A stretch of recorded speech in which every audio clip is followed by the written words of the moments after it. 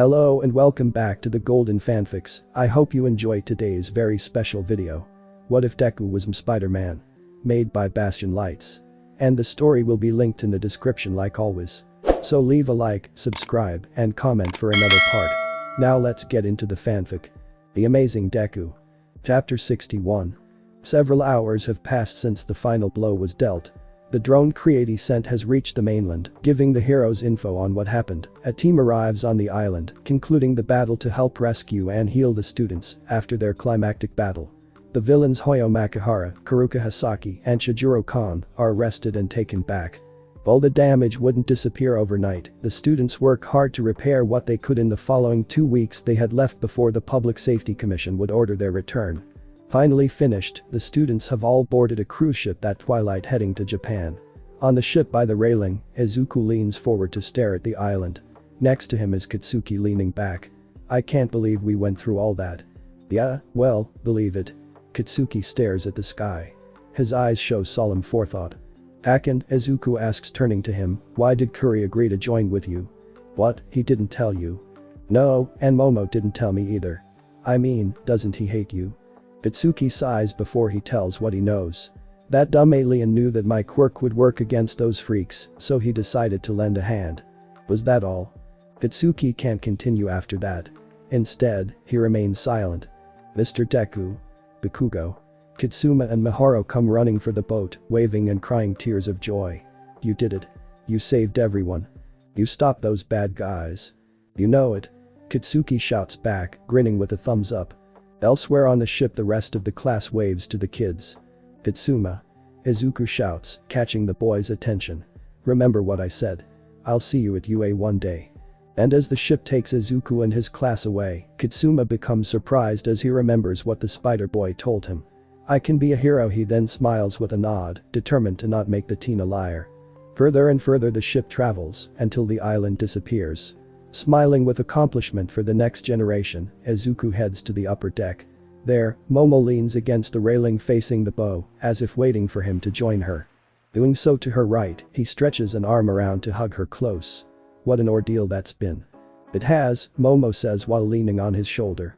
It just makes these moments where we can relax next to each other more worth it. The two remain this way while watching the dusk horizon. Pursing her lips next to his ear, she whispers, I have something for you. You do? She cups his hand and smiles. It's been October since our intimacy, and we have 2 hours until we arrive. As she removes her hand, he finds a wrapped up rubber in his palm. Shall we? He blushes at her suggestion, though not as much as he used to. Don't you want to wait until we're in our rooms? Not after seeing you beat that villain up so one-sidedly. She strokes his chin. Shall we then? Looking back behind them for any ninjas, Izuku takes Momo's hand and they happily sneak down into the bay. No one sees them until it's time to dock. News of Nine's attack on Nabu reaches the world. With his disappearance, the Society of Assassins has fallen to rubble. With no leadership guiding them, the remaining members can't keep up their nuances. And Class 1A. They have their final exams for the semester.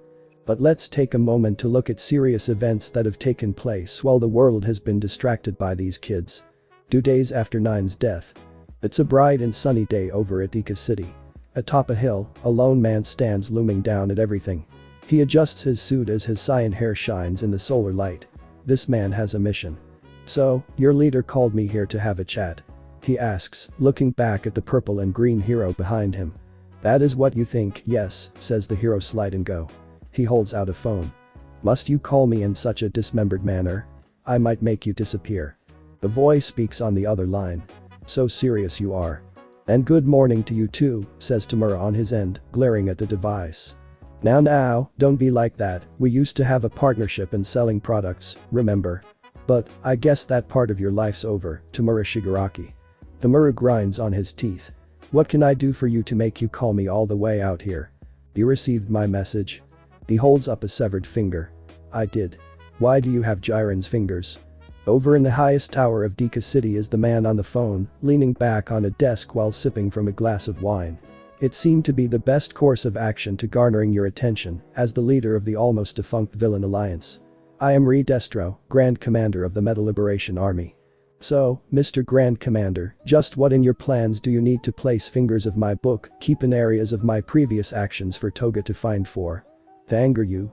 He smirks on his end. The goal of my organization is the true freedom of metahuman abilities. I desire to destroy the status quo and make it so everyone has the power to use their abilities as freely as possible.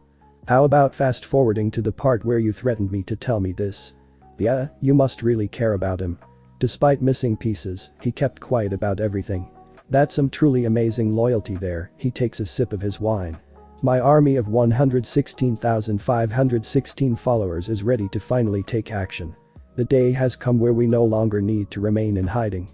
This is why we find your little gang causing trouble, destroying everything, just because you despise it, a nuisance to our goals. Tamura remains silent until saying, what a misguided goal. You and your kind have to be taken care of. The leader of the new world must be Destro. So, how about coming here and allowing us to settle things? Or maybe we keep digging into Jiren's brain the minute we find out you ran. After a bit of waiting, Tamura laughs. Teeth bared, he says, you're on. The phone hangs up and Slide and Go pockets his phone. Let's go then. The hero leads the villain down into the city. Within the district, Tamura Shigaraki adjusts his suit. All over he is surrounded by buildings and space. Looking up, he spots someone dressed as a hero atop a building. I see. The man walks forth, approaching Tamura. Next to him a woman with blue skin. Welcome to Deka City, where 90% of the population is comprised of those who support the beliefs of Destro. We'd like to thank you for coming to us, allowing us to put an end to you and your silly little club. Several men and women, even a child or two, come out of hiding and storm Tamura as clouds proceed to gather up above. The blue woman points at him, saying, his quirk only disintegrates what his finger touches. Don't be afraid of him. Tamura closes his eyes as he's swarmed. Were your plans simply to overwhelm me with numbers? You made the serious mistake of coming here alone, says Slide and Go as Tamura is covered in the army members' collected shadows. His clothes shift before sticking close to him. Their colors shift from gray to red and spread along his body. Not as serious as yours. He snarls as the clothes turn liquid and flap around him as tendrils. They shoot out and impale each person that comes his way, pushing them off and sending them flying backward. Tamura laughs as the rest of his clothes merge around and transform him into a horrid being. He is now a red and black symbiote lifeform with claws for fingers and toes. His wide eyes open and narrow as he stares at the throng before him, opening his mouth in a toothy snarl. The blue woman gasps in horror at what she sees. I didn't hear about this. How are you able to? The impaled Liberation members get back up and turn around to face their superior. Pieces of the symbiote's body spread across their face. Did you ever wonder why I decided to come alone to an obvious trap? The possessed members use their quirks on their fellow brethren, snarling and yelling. Because it won't matter. But the snap of his fingers, lightning strikes down from above, attacking other members left in hiding. Tamura then dashes for the blue lady, grasping her face. His symbiote sneaks inside of her as his hand glows. Chidasuke, your quirk is mine. As the glowing ceases, he pushes her back before facing the man beside her. With a hand extended, Tamura unleashes a burst of flames that completely consumes him. Next, he makes his way walking to the tower up ahead. As more members attack him, lightning strikes their position. Though he also gets hit by the sparks, his red skin immediately repairs itself. The harsh wind gathers and swirls overhead, causing further destruction to the city. The others who manage to sneak past his weather are immediately slashed apart by his fingers that have become blades. Some more meta members come at him. Instead of simply slicing them, he reduces them to dust simply by touching them with his 5 fingers. Pathetic. He finally reaches his destination, a building with the words detonate on it. Touching the building with his fingers, he opens up a hole by turning it to dust. He then jumps inside and climbs the tower, decaying any and everything in his path. Tamura crashes through the ceiling to reach the top floor. Kneeling upon landing, the red villain sees him standing before the hostage tied to the chair. He is an orange-haired man with a receding hairline and a prominent long nose. Over his face is a black mask covering his features. You look like a Saturday morning cartoon villain. And you look a goblin, speaks the villain as he stares at him. So nice to finally meet you face to face, Tamura Shigaraki. Let's not stand on ceremony here, Riki Yatsubashi. The villain steps forward to make an assault. Need I remind you I possess a hostage? That black feature on his mask appears on Riki's finger, causing Tamura to stop. You who hold no legacy or power, who act out on hatred, know nothing of my plight. You're not gonna give me a backstory right now, aren't you? Might as well. The members who aren't restraining the ones you've turned on us are gathering here to storm the place, so you might as well know the method to the madness. Rukia grips his fingers into a fist. 2 generations ago, a woman gave birth to a child with an extraordinary power we now dub as a quirk. At the time, however, everyone hated those with such powers. So she cried to the world to spare him. As the last word is spoken, a black wave smashes into the symbiote. He tanks it but dislocates his left shoulder. No one listened and she never spoke again because an anti-superhuman faction murdered her. Tamura is struck again and sent into a well. Eventually, the government worked with the vigilantes at the time and made the quirk laws we have today. But their progressive way of thinking was just a means for the government to suppress quirks. It was worse back then since more quirkless existed than they do now, but it's all the same dance. Tamura gets smashed into another wall.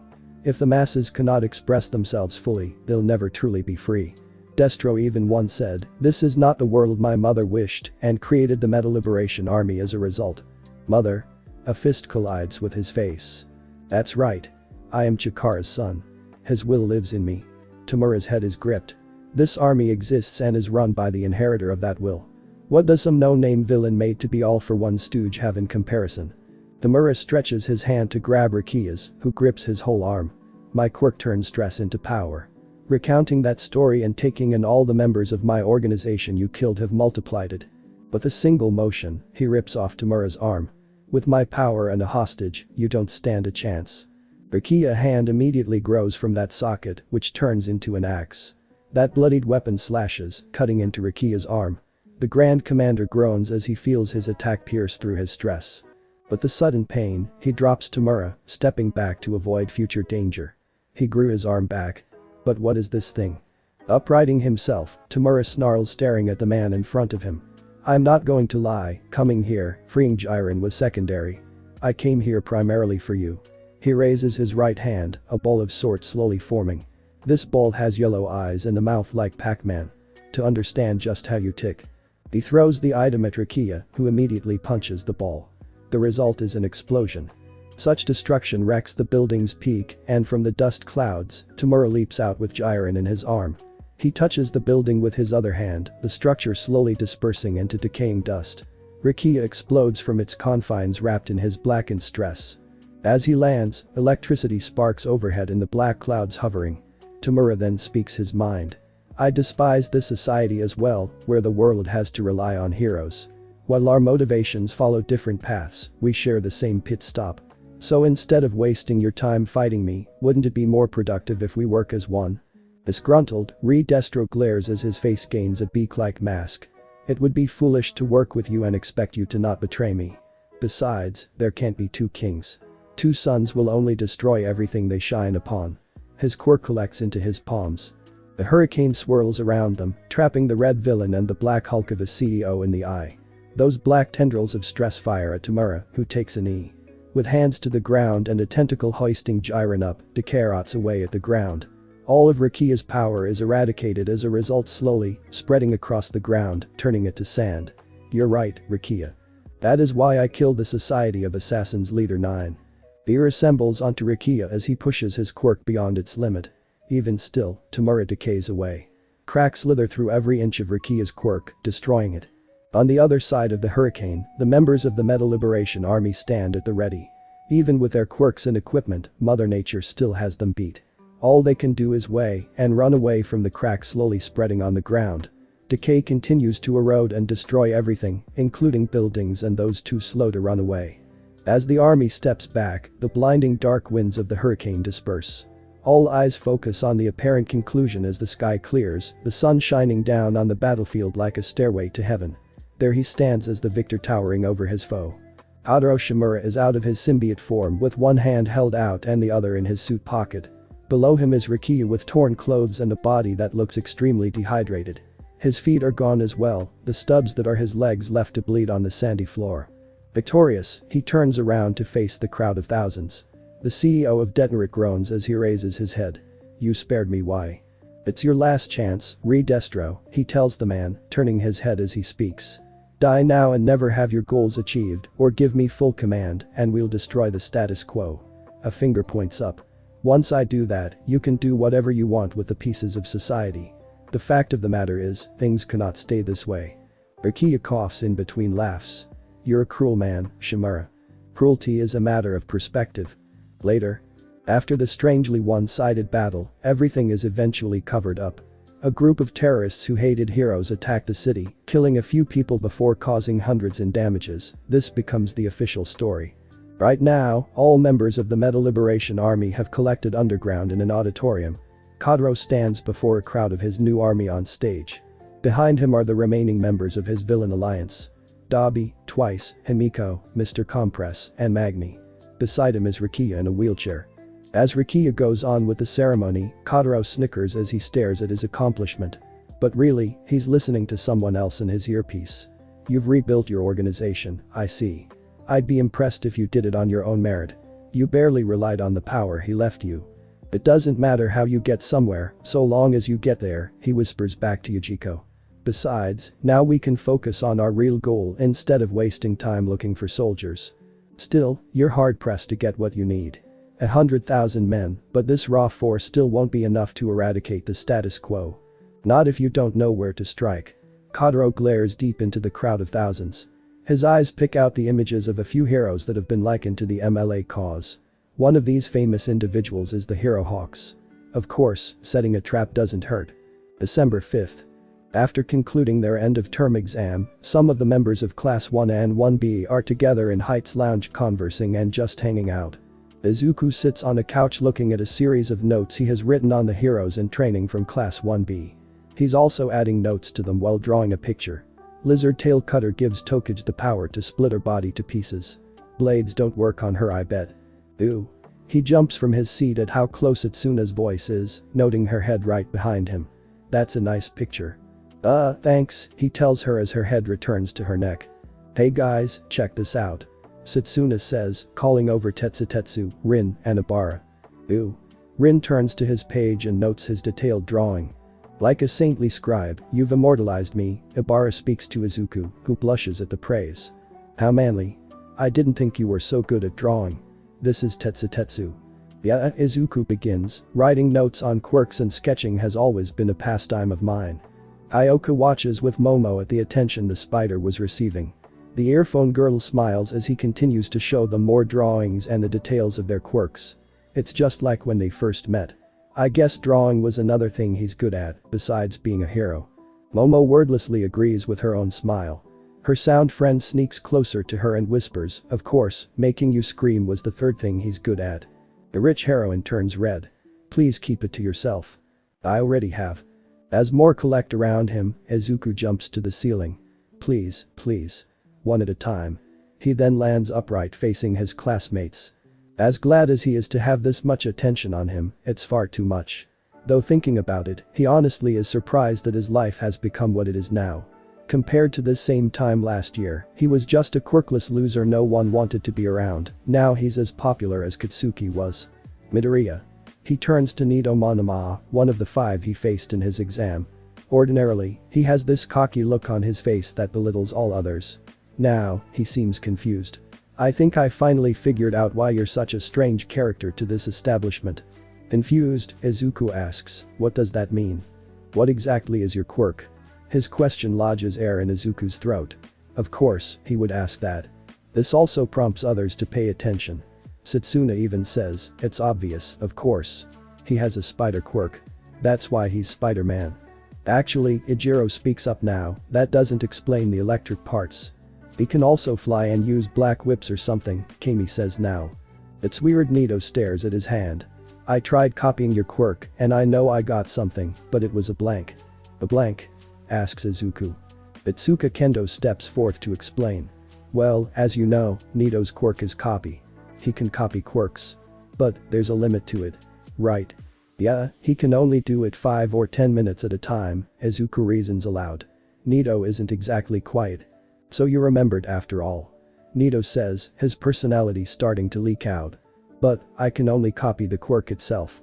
It doesn't work on the accumulated resources to activate it or the conditions they require for use. Like Yuri's quirk or Fat Gum's, or in this case, yours, those are what I call blanks. Ryuko Yanagi leans against the couch as she listens in. That's true. Weirdly, it didn't work. What a mystery, Midoriya. He mutters, stunned, trying to think of something to say. I'm not sure I can explain properly. Nito stares at the sheepish spider boy. Shrugging, he says, it'll come to me, and I'm sure you have an explanation. As the rest of the room focuses on Izuku's plight, Katsuki is sitting against a wall. Annoyed, he shouts, who the fuck cares? All eyes go to him. Deku loves to talk about quirks, so if he ain't speaking he can't. There is no reason for you to be snooping in his life. That is surprising on both ends. Even Momo looks on at her classmate with newfound gratitude. Never did she expect him to back Izuku up like that. He is the one who would want to get some answers. Does Kuri have something to do with this? The day soon comes to an end as the students return to their respective rooms. Izuku is the last to leave once more, glad that everyone dropped it. Aside from Momo, no one else needs to know about his strange body. Sighing, he gets up from where he sits and walks to his bedroom. Along the way, he notes someone walking to the lounge. Oh, Yagi. Midoriya, he says as the spider approaches him. What brings you to Heights Alliance? Melissa wanted me to bring her something tonight. The man points with his thumb to the girl's location in the building. Have you fully adapted to UA as of yet? Yeah, I'm doing well. Izuku looks at his hand, flexing his fingers. It's still challenging trying to control one for all. Melissa's suit allows me to use 100%, but I can't even keep up 10 without it. One for all has been acting weird for him. At one point he could use 60% against Hitomi and her Sinister 6, but now he can't retain more than 10 or even 5 safely. His thoughts go back to when he fought 9, and he defeated him in their first battle, worrying about what would have happened if he didn't have it. That villain was way too strong for me without it. Forget 100%, without one for all, I wouldn't have been able to hurt him or riot. And now, I got a bunch of other quirks to use that don't hurt me, and now everyone's starting to question my quirk. Understanding his feeling at the moment, Toshinori sighs before saying, it's a lot, isn't it? I did ask for you to keep this a secret. He did. Don't worry. I won't tell. Patting Izuku's back, Yagi wishes to give thanks. But now he's probably more tired after everything today. Now, run back to your room. Even someone with high stamina needs rest. With that, he walks past Yagi and heads for his bedroom. Upon reaching his room, he reaches for the handle only to stop.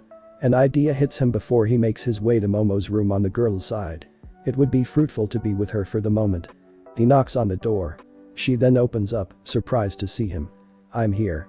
Izuku. I thought we were saving that for tomorrow. That's not why I'm here.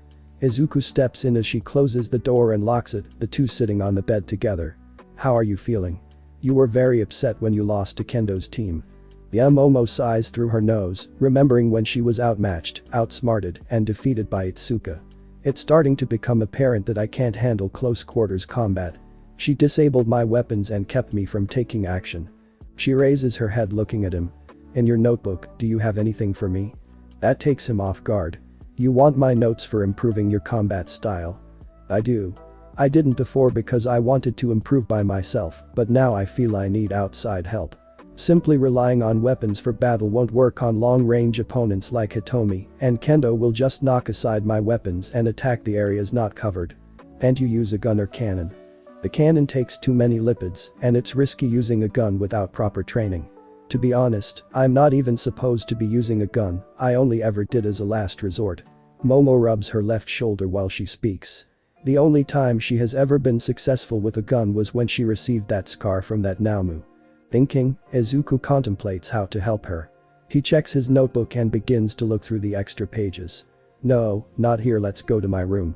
The couple makes their way to Izuku's bedroom as fast and quietly as possible. He spots Minoru down the hall just in the direction of his doorway. Oh. If he sees them, Minoru will start spreading true rumors. Humming up with an idea, Momo whispers something in his ear. His eyes light up when he wonders why he didn't think of that and nods. Minoru knocks on Denki's door. Kaminari, you still awake? Do you eat the white film in the pomegranate too? As he awaits his response, a thick cloud of smoke surrounds him. He coughs as his vision is obscured, the immediate area he's in blanketed. What the hell? Is there a fire? The smoke remains for a few seconds before dispersing. With a wave, he pushes a bit of the smoke out from him and glances ahead. His ears catch the sound of a door closing. Huh? Denki opens his door, asking, what was that, Mineta? Something about the whitey then notes the remaining smoke dispersing. Is someone smoking? Hold on. Minoru goes to Izuku's door, already putting two and two together. He knocks on the door calling his name, and the spider boy opens up with his head poking out. You saw the smoke. You're not setting up a demonic ritual, are you? Minoru asks him with worried eyes. What? No. Wait, what? You know, a ritual that summons sexy demon skanks from the underworld. Izuku looks back inside and sighs. No, it's not a ritual. I just accidentally set something on fire and had to air out the room. He doesn't seem to buy it from his expression. How do you? Midoriya Denki speaks as he comes out. You okay in there? I'm fine, just an accident. See you guys in the morning. Izuku then closes the door. After waiting by the door and hearing them talk for a bit, the spider sighs when they finally leave his door. Phew. He turns to his guest coming out from the closet. Demon ritual. He said it, not me. Minoru might be growing more depraved. Oh well. Keeping it a secret is a hassle, but having multiple quirks is very useful in the end. So long as they're not stolen, Momo tells him as she shifts through his collection of notebooks in his dresser. One of them reads discarded ideas garnering her suspicions. Is this the one? Yup. He takes the book out of her hand and sits on the bed. As she snuggles next to him, the two of them scoop through and see that the pages are actually taped on pages of other notes and pictures. Each one has a hero or hero in training with some form of alternate direction Izuku could suggest for their quirks. After several pages of searching, they come before Momo's section. One picture shows Momo dressed as a ninja. The other has her in her original costume wielding a cape, her hands hold a bow pulling an arrow to be fired. Just as Izuku is about to turn the page, she stops him. Wait, hold it archery. Oh, yeah, this was just something I thought of random. What if you went for a long-ranged approach? That was the question. Izuku explains as he points to the notes written below the picture. You see, an arrow is just a thin shaft with sharpened arrowheads. You can easily make one without having to think too hard, and you can even customize the arrowheads with your quirk. For example, you can make them out of ocelite or have them ignite when exposed to air. Or explode on contact. She adds, eyes widening. A whole new world of direction opens up for her. Why didn't you share this with me before? Well, I only came up with this idea a little before the sports festival. And when you made the shield and wanted to refit your costume for close quarters combat, I decided to let you go with your choice and kept it to myself. I wish you hadn't. Momo raises her hand, causing an arrow to rise from her arm. I have a bit of archery experience back in middle school, and we have a teacher who is a shooting expert. She must mean snipe. I wonder if he'll be willing to teach me. The rich girl lies back while checking more of his notes. A means of using my creation as conservatively as possible, while at the same time allowing me to support you from a distance. Support? Izuku asks her. Without Kuri, I can't hope to catch up with you. Or Bakugo. Or Kendo. And Hitomi I had to use ethyl chloride. I can't rely on Kuri for everything. She places the book on the bed. It's an interesting idea that I want to go forward with. Izuku looks at her. Are you sure? I still have the glasses Melissa gave me, I can still keep the cloak, and my suit can stay the same. It'll just be an eventual addition of an arrow holder and a bow. Or a crossbow. How well are you at archery? Well, the two continue to bounce ideas off one another until fatigue took over. It's the night following. Over in Musatafu, deep inside of Heights Alliance, the students are fast asleep. Among them is Izuku, snuggled closely with Momo in bed. As they lie in a tangled mess of blankets and sweat, a meeting occurs. Izuku opens his eyes. He's standing not in Momo's bedroom, but inside of a realm of darkness. It's his mind, just like before a couple of other times. His body is still mostly smoke too. Back again. Is this going to keep randomly happening? Don't feel too bad. Everything comes to a halt at the sound of that voice. It is one he recognizes hearing only once in his mind. Looking around, there he stands just in front of him. There is also another man kneeled before him, which looks just like Kotaro Shimura dressed as Shigaraki. All for one. Izuku calms down after taking a minute to think about his situation. Oh, wait. It's okay. He's not really here, maybe I'm looking at a memory. You've aced the training so well, Shimura. It's time we took action. Soon, you shall make your mark and change it for the better. All for one claps his hands as Kotaro raises his head. Unleash your hatred and rage upon the world that has destroyed your happiness and let them know what they've done, Tamura Shigaraki. Tamura. Kotaro raises his head. Isn't that the name of Tenko's favorite game? It's appropriate for Tamura funeral. All for one chuckles. Well, you don this costume, covered in the hands of the society that pushes and pulls you down, your hatred shall turn those who do into the products of a funeral. And Shigaraki. Oh, that's my name. He chuckles once more. Ryu Shigaraki. Though Izuku can barely see the villain's face, he's starting to understand what he's seeing. This is indeed a memory. But, there is one problem. Why am I seeing a memory of Shigaraki? I thought I'd see only memories of the 8 users of One for All. Au contraire, Izuku. His heart skips a beat. He's actually talking to him. It may be a surprise to you, but you're looking into my memory. What? How? And why are you talking to me? I would have to say it's because of One for All, but it's also because of your genes. A hand points to Izuku. You may not have my quirk, but you possess the genetics capable of accepting it, as did your father. Well, that alone wouldn't let us converse. I've gained a sort of clairvoyance with your mind thanks to her. Her? Me? Oh no. Arachne is walking forth just behind him. You're connected to me, and that connected me to him. Izuku steps back, attempting to leave. The Spider-Woman speaks, you see, Izuku, me and Grandpa made a deal. All for One steps forward. In his careful, charming voice, he says, well, it's fine if Tamura succeeds if, for more ironic reasons, I'm not against keeping this in the family. I created One for All, and I can give you All for One. Once you overcome that defect, you will be the perfect vessel. Izuku can't escape. Just what will they do to them? Before he could worry more, a hand grabs his shoulder and pulls him back. He snaps away, sweating even more than he did before going to sleep. Wiggling out of Momo's grip of love, he breathes heavily. Chapter 62. The lone person walks down a path. This woman wrapped in a black overcoat darker than any creamless cup of coffee enters the Corridon cemetery. Her eyes are covered by sunglasses that come straight out of a hard-boiled detective novel scanned through the multiple stones, depicting the memories of those that have left to the great beyond until she happens upon the one she has been looking for. Sighing, she takes a knee before the tombstone and brandishes a flower. She places the asphodylus on the stone and prays. I'm sorry it took so long, dragon. After saying her goodbyes, she takes out 2 pieces of paper. One is a photo of the green and black Spider-Man.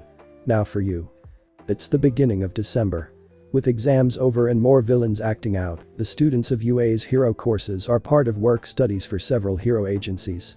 One such agency has the top 3 hero students of Class 1 at Deku, Dynamite, and Shoto all together, the Endeavor Agency. That is why they are out on the streets doing hero work this Friday night. Dressed in his repaired red and blue hero suit, Izuku sits against the side of a building looming down for action. A couple of cars pass by before he calls in using an earpiece in his mask. Nothing on my end. I found someone with a fetish for stripping, Shoto says on his end. The fuck? This is Katsuki. Someone wanted to expose himself in public. So I made him cold. Seems perfect for a weirdo like yourself. Izuku turns off his end to resume watching. Sighing, he hops off the wall and bungees down using a line of webbing. Doing so catches the attention of other people around him. Sheepish, the boy waves to them now that he's the center of attention. Hey, it's Spider-Man, says a little girl to him. The boy flinches at being called by his vigilante name and proceeds to correct him. He bends his knees and says, I'm actually not that guy. It's just a coincidence. Hey, it is him. Another person shouts this out, reinforcing her words. That's what he was wearing in that video by Gentle. People clamor around him to get closer and examine him. It is a good thing he has his mask on, otherwise, they would be able to photograph his nervous face. Is that really you? How did you end up on that video? How did you get a hero license? Why has nobody arrested you yet? Can I touch your ass? Using his camouflaging abilities, Izuku moves away from the crowd. As he walks away down the sidewalk and leaves their sight, he reappears back into reality. His shoulder bumps against someone else as he does. Oh, sorry. It's fine, says the hooded person, looking at the spider person with a pause. Wait, are you a hero? Technically, but I'm just a student doing his work study. It's here Izuku notices that the person's eyes, due to the rest of his face being hooded, turn downcast with jealousy. HMPH. Must be nice to use your quirk whenever you want. The spider boy also notices something else with him. He is rather pale, almost sickly. Are you alright? Do you need to go to the hospital? I'm fine. He brushes by and moves quickly. Watching him, he immediately can tell that something's wrong. Between his pale appearance, wearing clothes to hide, and what he said, there must be a reason behind it. Should I follow him? Deku? Izuku turns left where he spots Katsuki coming down at him. The explosive user lands on the concrete using a blast to cushion his fall. He looks annoyed. The fuck did you turn your damn comms off for? I've been calling your ass for a while. We've been called back. I'm sorry, he says, though his tone shows he doesn't mean it. Whatever, Katsuki grumbles while rubbing his hand. Eyes on it, Izuku notes that is the same hand he received from Kuri. It is something he's been meaning to ask about. How's the hand? Still feels weird. It doesn't explode right. Katsuki gains a toothy grin. I just gotta break it in. As the two of them talk, the person from earlier walks down a dark alley. He strains and groans as he drags against the walls. His fingers turn black with crust. I can't anymore, I have to release it. Half an hour has gone by, and both Izuku and Katsuki are together in Endeavor's agency with Shoto eating dinner. The green spider tries to enjoy his soba, but is unable to with his thoughts back on that person from before. Also, he doesn't like soba. He doesn't even know why he picked it. He must have been around Shoto when he picked it from the mess hall. How does Todoroki enjoy this so much? He asks himself while eating, eyes back to the ice and hot user. Mokomiji, the heroine known as Burnin, sits next to them with that eternal smile of hers that only Mirko simultaneously possesses. She rips out a thread of her flaming hair and drops it in her steak and rice bowl, setting it ablaze. After breaking her chopsticks apart, she prepares to dine. As she eats, starting with her hair, Izuku drops a stick watching. What? You eat your hair? Yeah. She goes back to eating. So All Might isn't the only one stuck on eating hair. Now he can't even finish his damn food. Ah. Somebody help. Someone comes in running, screaming at the top of their lungs. Vernon gets up and asks, what's wrong? It's this weird fog. The television on the side changes to show an urgent message. On screen it shows an image of the outside. The skies are being filled with purple fog. The prompt below reads, a hazardous fog has emerged, sending the area into chaos. Citizens are advised to find shelter at once. An image pops on screen, and Izuku flinches when he recognizes him. A newsman speaks about how a man named Takeshi Busujima is thought to be connected due to his poison gas quirk. That guy had a poison gas quirk. A light bulb pops up in the spider's head. But for now, they have to go help. Rushing out the door, the heroes of Endeavor's agency go to work clearing away the poison gas and getting people to safety. Meanwhile, Katsuki and Izuku traverse the air in pursuit of the culprit. Landing on a wall, the green teen spots a figure in a cloak moving through the alleys. A continued look and he notices the same fog emitting from him. On the intercom, he calls, I found him. He is heading for the edge of town. He then continues the hunt, swinging in the air by splitting his focus between the buildings he shoots webs onto and Takeshi. It's still not the spider sense, but I'll deal. Izuku gets closer before he flips in the air with him. He lands just in front of Takeshi in a crouch, causing him to stop. The man turns around and heads into another corridor, forcing the hero in training to give chase. He follows him, where he spots the person heading to a crowd. But to his surprise, the culprit makes another turn. He could have lost me in that crowd of people just like I thought. As Takeshi heads down the path, Katsuki lands in front of him. With the gas user cut off by this pincer formation, he stops while shaking in desperation. Gotcha, just where you are. The explosive user rushes in to make the arrestor takedown. However, Izuku moves in and pulls the man back using a web line. He catches him and shifts to stand between him and Katsuki, but keeps his hand on him. Such an action surprises Takeshi and Katsuki, the latter shouting, Deku, what are you doing? That's a villain. I don't think he is. His green eyes turn to Takeshi. Your quirk is killing you, isn't it? The man flinches at Deku's assessment. Isn't that why you were running? So you can use your quirk in a safe environment away from people. Both heroes in training face Takeshi, awaiting his response. Katsuki especially is surprised that the green hero came to that realization so easily. Eventually, after a brief pause, Takeshi speaks. Yes. My quirk creates poison gas. But, if I don't use it I start building it up inside me, and I can't hold on to it forever. If I don't release it, it'll eventually start killing me. His eyes turn frantic. Our society doesn't let us use quirks in public, but I've hit my limit. Before it destroys me, I gotta let it out. Does that make me a villain, huh? Izuku stares down the man sadly. He really wants to help him, but such a quirk requires a lot of space to air out. He will be just as irresponsible if someone got hurt or killed just so he could, and he doubts this person would be happy with the accidental murder. What can I do? Then let it out. Both parties turned to Kitsuki, the ash blonde hero in training, not batting an eye as he spoke. If you can't hold it in, then let it out. Takeshi asks for clarity. Wait, really? You're okay with me releasing my gas? Izuku pats his shoulder. Don't worry. Dynamite has an idea. But I've been stockpiling this for years. It's not gonna be a little fart that'll disappear in seconds, this will hurt a lot of people. Quit your bitching and get going already. Izuku sparks with one for all and releases Black Whip to wrap around Takeshi. He then takes him to the air. Kitsuki follows after using explosions until all three are high above the buildings. Once you get to your highest, release all of it. The Spider Boy then throws Takeshi up in the air. Though flabbergasted, the man unleashes as much of his gas as possible. Kitsuki aims with both hands. Once Takeshi is out of range, explosions assault the gas and completely combusted. Izuku then catches him using Black Whip, still applying float to keep in the air. Slowly, Izuku brings himself and Takeshi down. Are you okay? He asks him. Takeshi's expression is far healthier than before. He throws off the useless face mask and gasps with a smile. It's gone. The poison is all gone. He faces them with surprise. You actually helped me. Of course, Izuku tells him. Heroes are there to help people.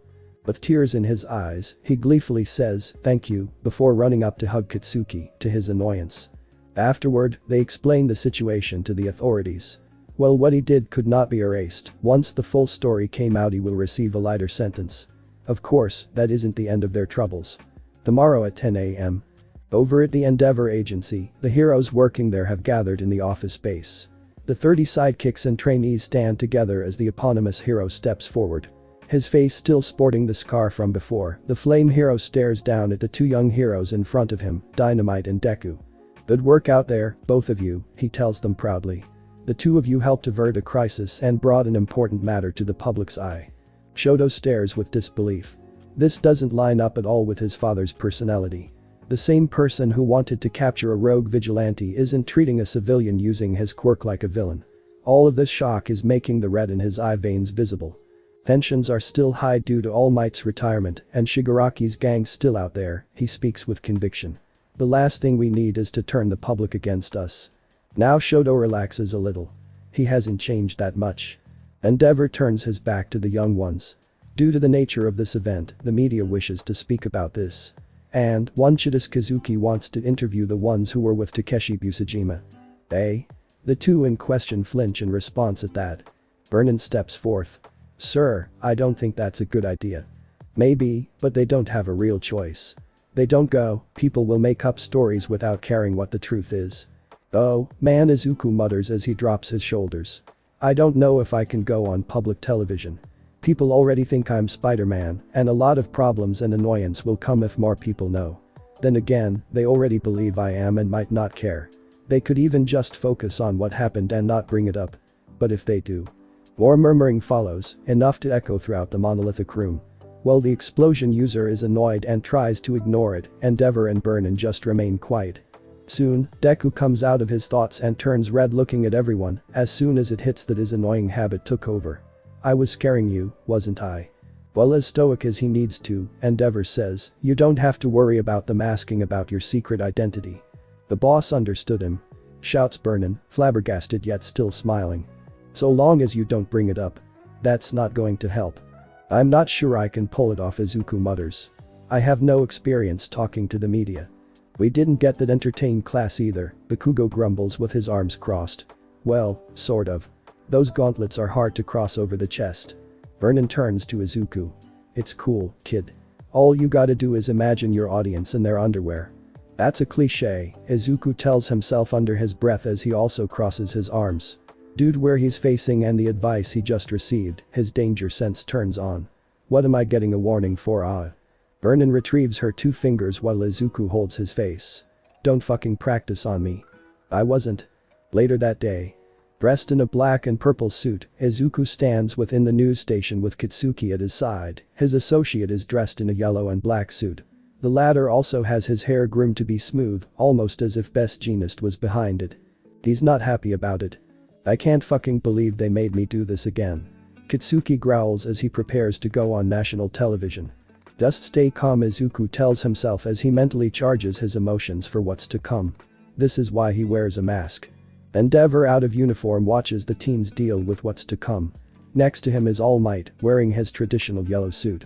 The latter stares at Izuku, finding his nervousness kind of cute compared to his fearlessness and heroism when wearing the mask. Right now he's acting like a rabbit caught in a storm. Midoriya, it's okay, Yagi says to the green teen, patting his shoulder. You can handle this. Here's some advice. I know. Just imagine them in their underwear. Stunned, Yagi speaks, yeah, don't do that. The last person who imagined Kazuki in her underwear couldn't hide it. Huh? Someone comes out and says, Bakugo, Midoriya, you two are on in 60 seconds. The countdown begins for them. Smirking, the ash-blonde hero steps in to get his 15 minutes of fame. Izuku follows suit, whatever confidence he gained from dancing in front of a crowd, fighting villains that almost killed him a few times, and getting laid once a month in no way, shape, or form helping him in this situation. Both childhood rivals come together in a room with cameras fixated on them. The blue woman Chidis Kazuki sits in front of them in a lone chair. She holds a microphone in her right hand and crosses her legs. To the cameras, she says, welcome, everyone, to another episode of Curiosity. I'm your host Chidis Kazuki, Executive Director of Shueisha Publishing, and I'm here to showcase these two young heroes. The camera moves to the Class 1 students, focusing on the furious-looking Kitsuki and the nervous collecting Izuku. Standing before you right now are the two heroes involved with the case of Takeshi Busujima. Kitsuki Bakugo and Izuku Midoriya, or as their hero names respectively, Dynamite and the Amazing Deku. Over by the sidelines, Yagi and Enji are seen watching the interview proceed. She begins by saying, now, most of you will recognize Bakugo as the esteemed victor of UA's sports festival. It's a shame he couldn't bring the medal as I asked. She did. Izuku turns to Kitsuki, who looks aside. As if it fucking counts. The green teen flinches at Kitsuki's Chipotle enema personality leaks out on live television for all to smell. Hey Kaken, we're live. Good. Now I ain't gonna be censored by some dainty little soft-hearted wuss of an editor. Ooh, we have a motor mouth running here. Chidis leans forward. I'm sensing the two of you are close friends. Yes, no. They both face each other. Well, which is it? You can only be one or the other. Well, we kind of did grow up together, Izuku says with his hands adding feudal detail moving to and fro. No one needs to know that shit. You'll make me look bad. Yeah, that's a rip. Itsuki snaps his head around at Izuku fast enough to snap a normal man's neck. There are two things that sentence is insinuating he can murder him for. Enjoying the back and forth they're doing, Chidis turns to Izuku. It's time to do what he wanted. Now, Midoriya was it. Unlike Bakugo here, you on the other hand seem to have avoided the spotlight. Not only were you nowhere in UA's sports festival, but no one has seen you take action before summer during what I can only guess is UA's internship week.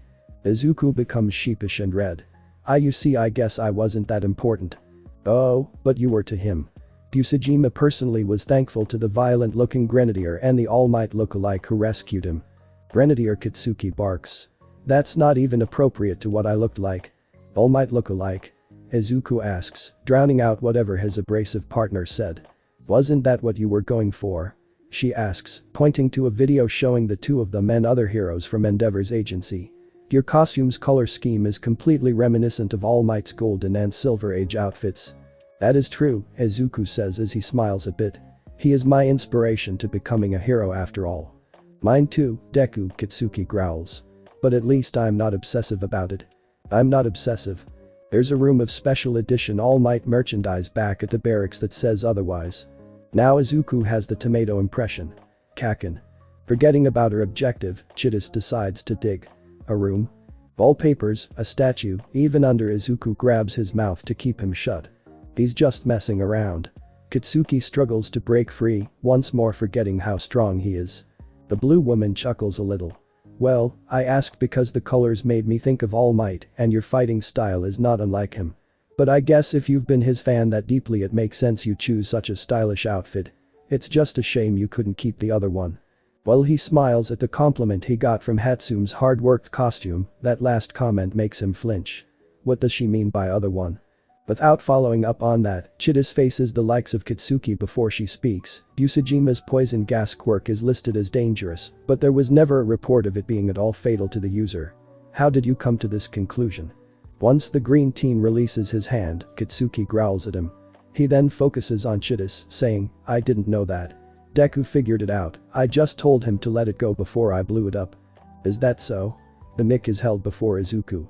He smiles with an embarrassed expression before giving his explanation. I guess I just paid attention to him. He was pale, was envious of people who used quirks, and was trying to hide to use his quirk. How terrible, Chida says. To think a man had to suffer for something he was born with and couldn't get rid of it due to the social norms. He was lucky someone like you noticed his suffering, but someone else could have this same issue. And the whole world will view him as a villain because of something he had no control over. So many people suffer for having quirks. While Takeshi Usajima has to slowly die to contain the poison his body produces, a little girl born with a quirk that forces her to drink blood has to repress her urges just to be considered normal. That catches Izuku's attention. A blood-drinking quirk. Pitsuki states, rolling his eyes to the left. He can say something, but he won't. This conversation reminds him of how he treated Deku for years. That brings up an interesting topic my viewers asked. Couldn't this girl receive blood donations to satisfy this uncontrollable urge? That way she doesn't have to hurt anyone. Izuku's sudden interruption surprises Chidis, causing the woman to lean back. I'm sorry. Oh, I'm sorry. I was just thinking out loud again. He scratches the side of his head sheepishly. She's amazed. He has actually thought of a means for that girl to resolve her issue. But he can't become cognitive of the truth. Catching herself, she resumes what she was saying. So, as I asked, a few of my viewers asked me something I wanted an outside opinion on. Should quirk regulations remain in effect? Shouldn't quirks be free to use for everyone? Both teens focus back onto the woman as she proceeds. So many people would have happier, easier lives if they were liberated from these regulations. Someone with an electromagnetic quirk could go places while reducing greenhouse gases, someone with a weight-removing quirk can do construction, and people like Usajima will never have to hide to liberate themselves from their suffering. Izuku thinks on her lines. Just as he's about to speak, Kitsuki shouts out. Oh, boo-hoo. As if anyone should care about what others think. Pretty sure people use their quirks without getting reprimanded. What's this word? Reprimanded? I didn't ask you, Deku. He snaps, turning back to Chidis. If you have to break the law to live, then you gotta make your choices. But be ready for the consequences if someone gets hurt. Also, an electromagnetic quirk user shouldn't give a shit about some fucking social justice warrior telling him what he should or shouldn't do. I for damn sure won't. Of course you wouldn't. Izuku sighs as he mumbles to himself. Chidis, well taken back by his heavy-handed opinion, smiles. Essentially, he agrees with her. Willing to focus on the other one, the blue woman turns to Izuku. Midoriya, your turn. What do you think about free quirk usage? Taking in that question, Izuku is silent while sporting a blank face deep in thought. After 5 seconds, he says, I don't agree to it. Taken aback, Chidis almost shouts. She catches herself to remain professional. She then asks, care to elaborate? I don't think people should be allowed to use quirks as freely as you think. His face sports the 10-year turmoil he can never forget. There are quirks that can create huge flames, quirks that can steal other quirks, quirks that make people look younger, and quirks that just let you stretch your eyelids. And even now, there are still people who don't have quirks. With free quirk usage, not just villains but bullies, thugs, regular people with attitude problems who don't want to be passive-aggressive online anymore, all of them will be free to abuse their powers however they want. He takes a moment to pause. We already live in a quirk-obsessed society that only cares about what someone can do and not beyond that. The number of weak quirk users and quirkless people who commit suicide in such a world will be incalculable. That catches many off guard. The cameramen come out from behind the lenses. Even Chidis has a hand to her face at this perspective. Kitsuki remains silent. He can't say a damn thing against this. At the same time, there need to be exceptions. If there can be regulations to give regular people licenses to own weapons, there should be one for people to use their quirks without being heroes. It's pretty clear that while everyone has a quirk, not all of them want to be heroes. A license to use your quirk to do something like venting the poison gas inside of you would be a lot better than just letting everyone do whatever they want. At that, Chidis looks at Izuku and then Kitsuki. Unable to speak against the logic and emotion in his words, she says, I appreciate your insight and your time. Unfortunately, we're out of it. Thank you for coming here today, Midoriya and Bakugo. Yeah, thanks, Kitsuki says before getting up to leave. Oh, you're welcome. Izuku bows to her before standing up. I hope we can do this again. Don't lie to be polite. Jida smiles. Oh, I'd like that too. Maybe next time we'll get to whether or not you're the vigilante Spider-Man. That next shot catches them by surprise too. Kitsuki glares at her while the color on Izuku's face drains. Cameras are off now. That calms down the latter, but the former is still ready to fight. Why the hell would you ask that? I was extremely curious, she jokes. But, it's time for you to go. Alright. See you later, Miss Curious. Izuku stutters suddenly, dragging Kitsuki away. Hey. Let the fuck go of me. Over in the back, Enji and Yagi narrow on Chidis.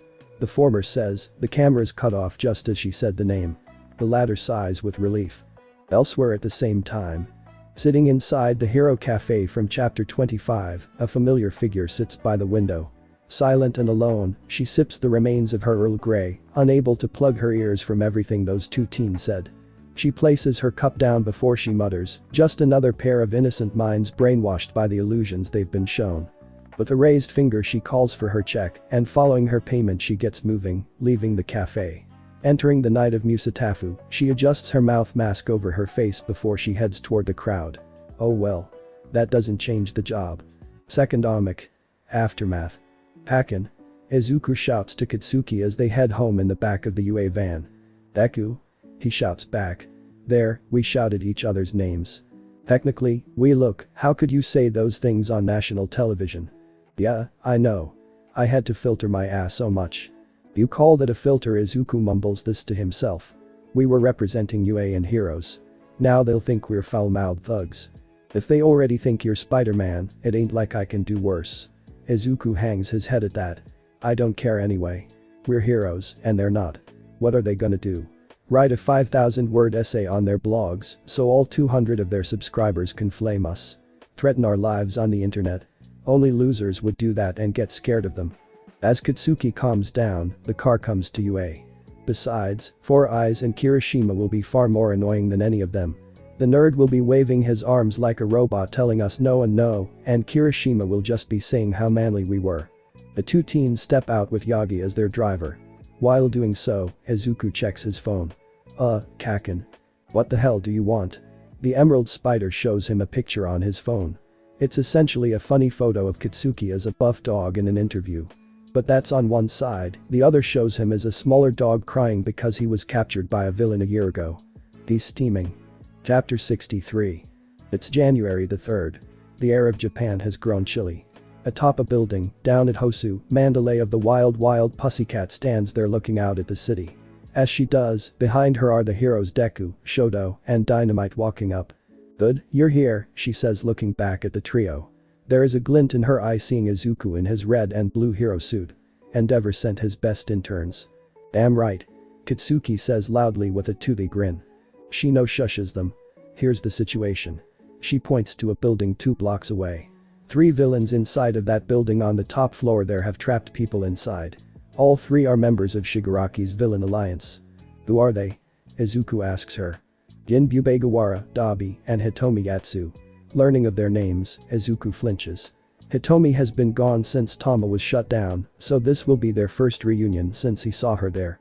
I've been watching them since this morning and found them sneaking inside. Nothing has happened yet and they've made no demands, so it's clear they're looking for a fight. But above all else, we have to free the civilians before they become hostages. Shoto keeps his eyes on the building with deadly accuracy. Dabi, he remembers meeting with the one with the blue flame quirk back during the training camp. He is oddly spiteful, especially to him, as if they know each other. Yatsuha.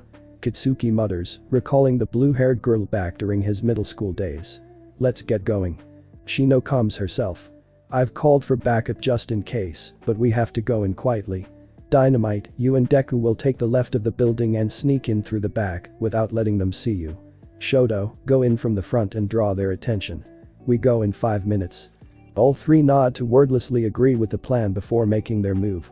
As they go into position, Shino follows after Shoto. Meanwhile, Inside, regular civilians are on their knees suffering. Standing over them without care is Hitomi in her Wolfram costume. The spider girl holds a sort of capsule the size of a water bottle in her hand. All of the people not in this room have been vacated. We're the only ones in this building. She then frowns. It's rather annoying that I was entrusted with this task, and yet you two are here to make sure I don't fail. Does he not trust my abilities? Considering your failures before, yes, Dobby states with his arms crossed, sitting on a desk. You lack focus, Twice tells her as he looks down at the people on their knees. Hey.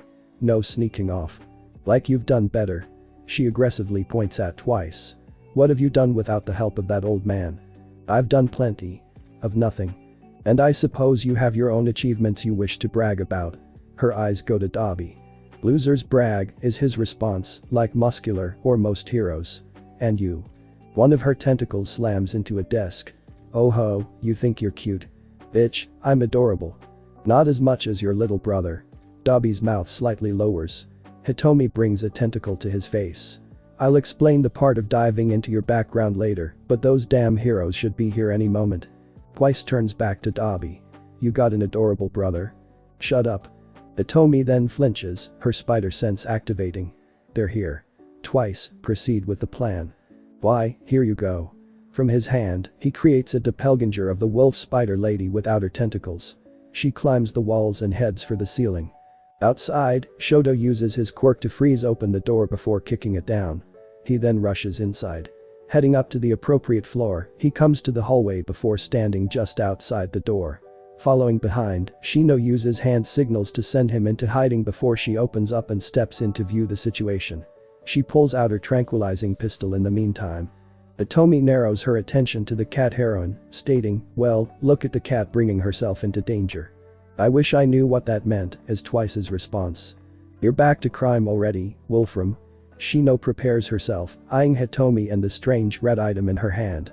Peripherals spot Izuku entering through the ventilation before turning invisible. Well, I was expecting someone more important, but I guess they couldn't get anyone else for such a sloppy operation. Hitomi's tentacles move in front of her. You must be wondering what this is all about. If it's not a distraction, it's probably something huge, she replies calmly. Izuku climbs over the ceiling just above Twice. He comes down using webbing to slowly lower himself. Well, for you and the person you have hiding somewhere in proximity, Hitomi holds up the item in question. I hope you've been taking your vitamins. Shino peers in. This here is a little invention my father took part in, the Breath of 1,000 Deaths, codename Ibuki. It was created to heal people of the most dangerous of illnesses by combining the genome sequences of several healing quirks. But it was incomplete before they could finish it. Now it incorrectly attacks the immune system, causing immunodeficiency and, if left untreated, death. This frightens the civilians left in place, shivering at the bioweapon in her hand. Shino holds in a gasp to prevent her mentality from exposure. Even Izuku stops in midair, thinking of how dangerous such a thing could be. Though the telepath thinks further on it, if that's true, why would they flaunt it in front of them? There must be more going on.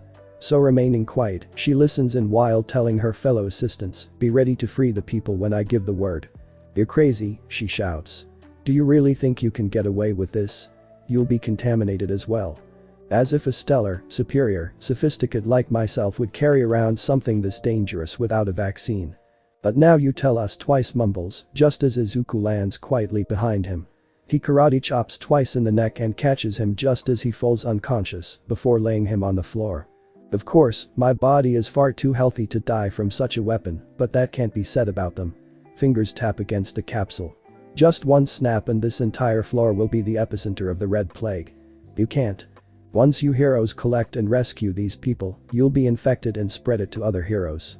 And even fewer heroes will be available, discouraging the populace from this terrible profession. The capsule is held up high. The black tendril attaches to the capsule, yanking it out of her hand. Izuku appears into reality to grab it. Reacting fast, two of Hitomi's tentacles fly out at both him and the capsule. Just as he catches it, the metal arms snag his arm and waist, hoisting him in the air. Todoroki, Bakugo, move in. Shino draws out her pistol and aims at Dobby. Dobby stretches his hand down at one of the civilians, halting her movements. Not so fast, hero. Did you forget about them? Bugger, she curses, withdrawing her weapon. Shoto breaks in through the doorway preparing to make a move. But as he does, the Hitomi clone drops down and forces him to the floor. "Not so fast, Todoroki boy." "Oh, Midoriya," Hitomi whispers, her tentacles holding up the boy with ease. "How I've wanted to have you in my grasp." Wordless, Izuku summons One for All in his hand and grabs the tentacle around his waist with it, sending the voltage through it back to Hitomi.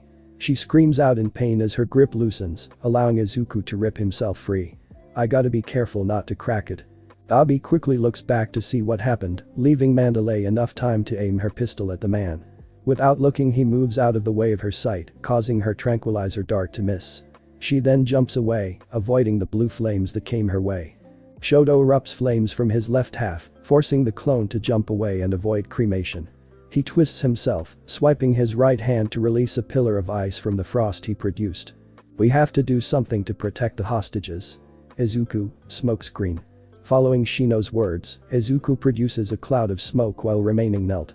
The fog blanket covers the room, with its thickening and blinding those above him.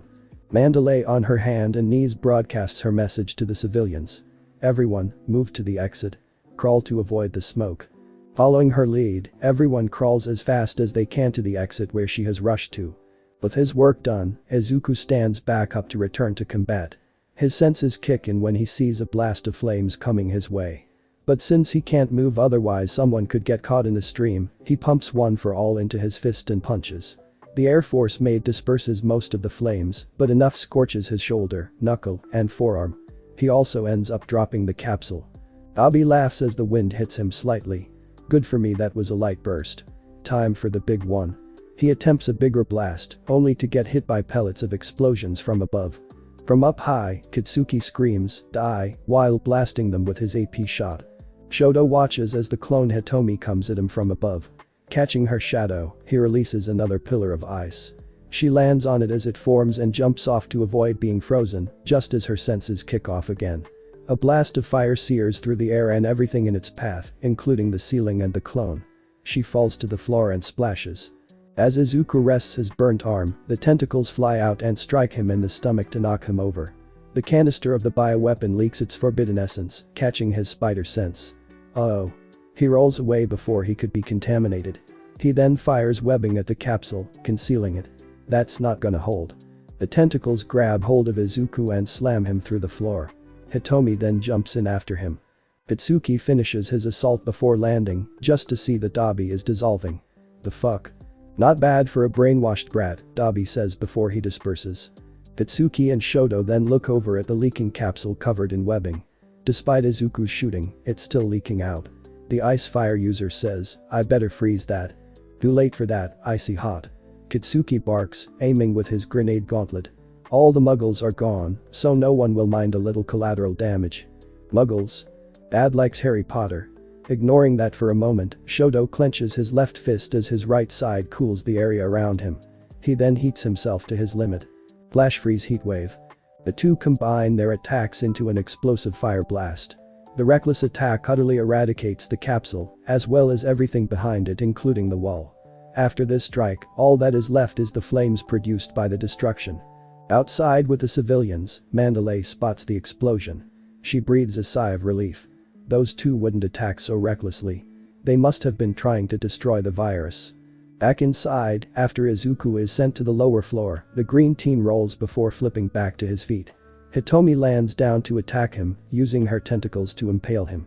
He easily rolls out of the way to avoid death and stands back up. Gotcha. Twice comes out from behind and grabs hold of Izuku, wrapping his arms around his arms.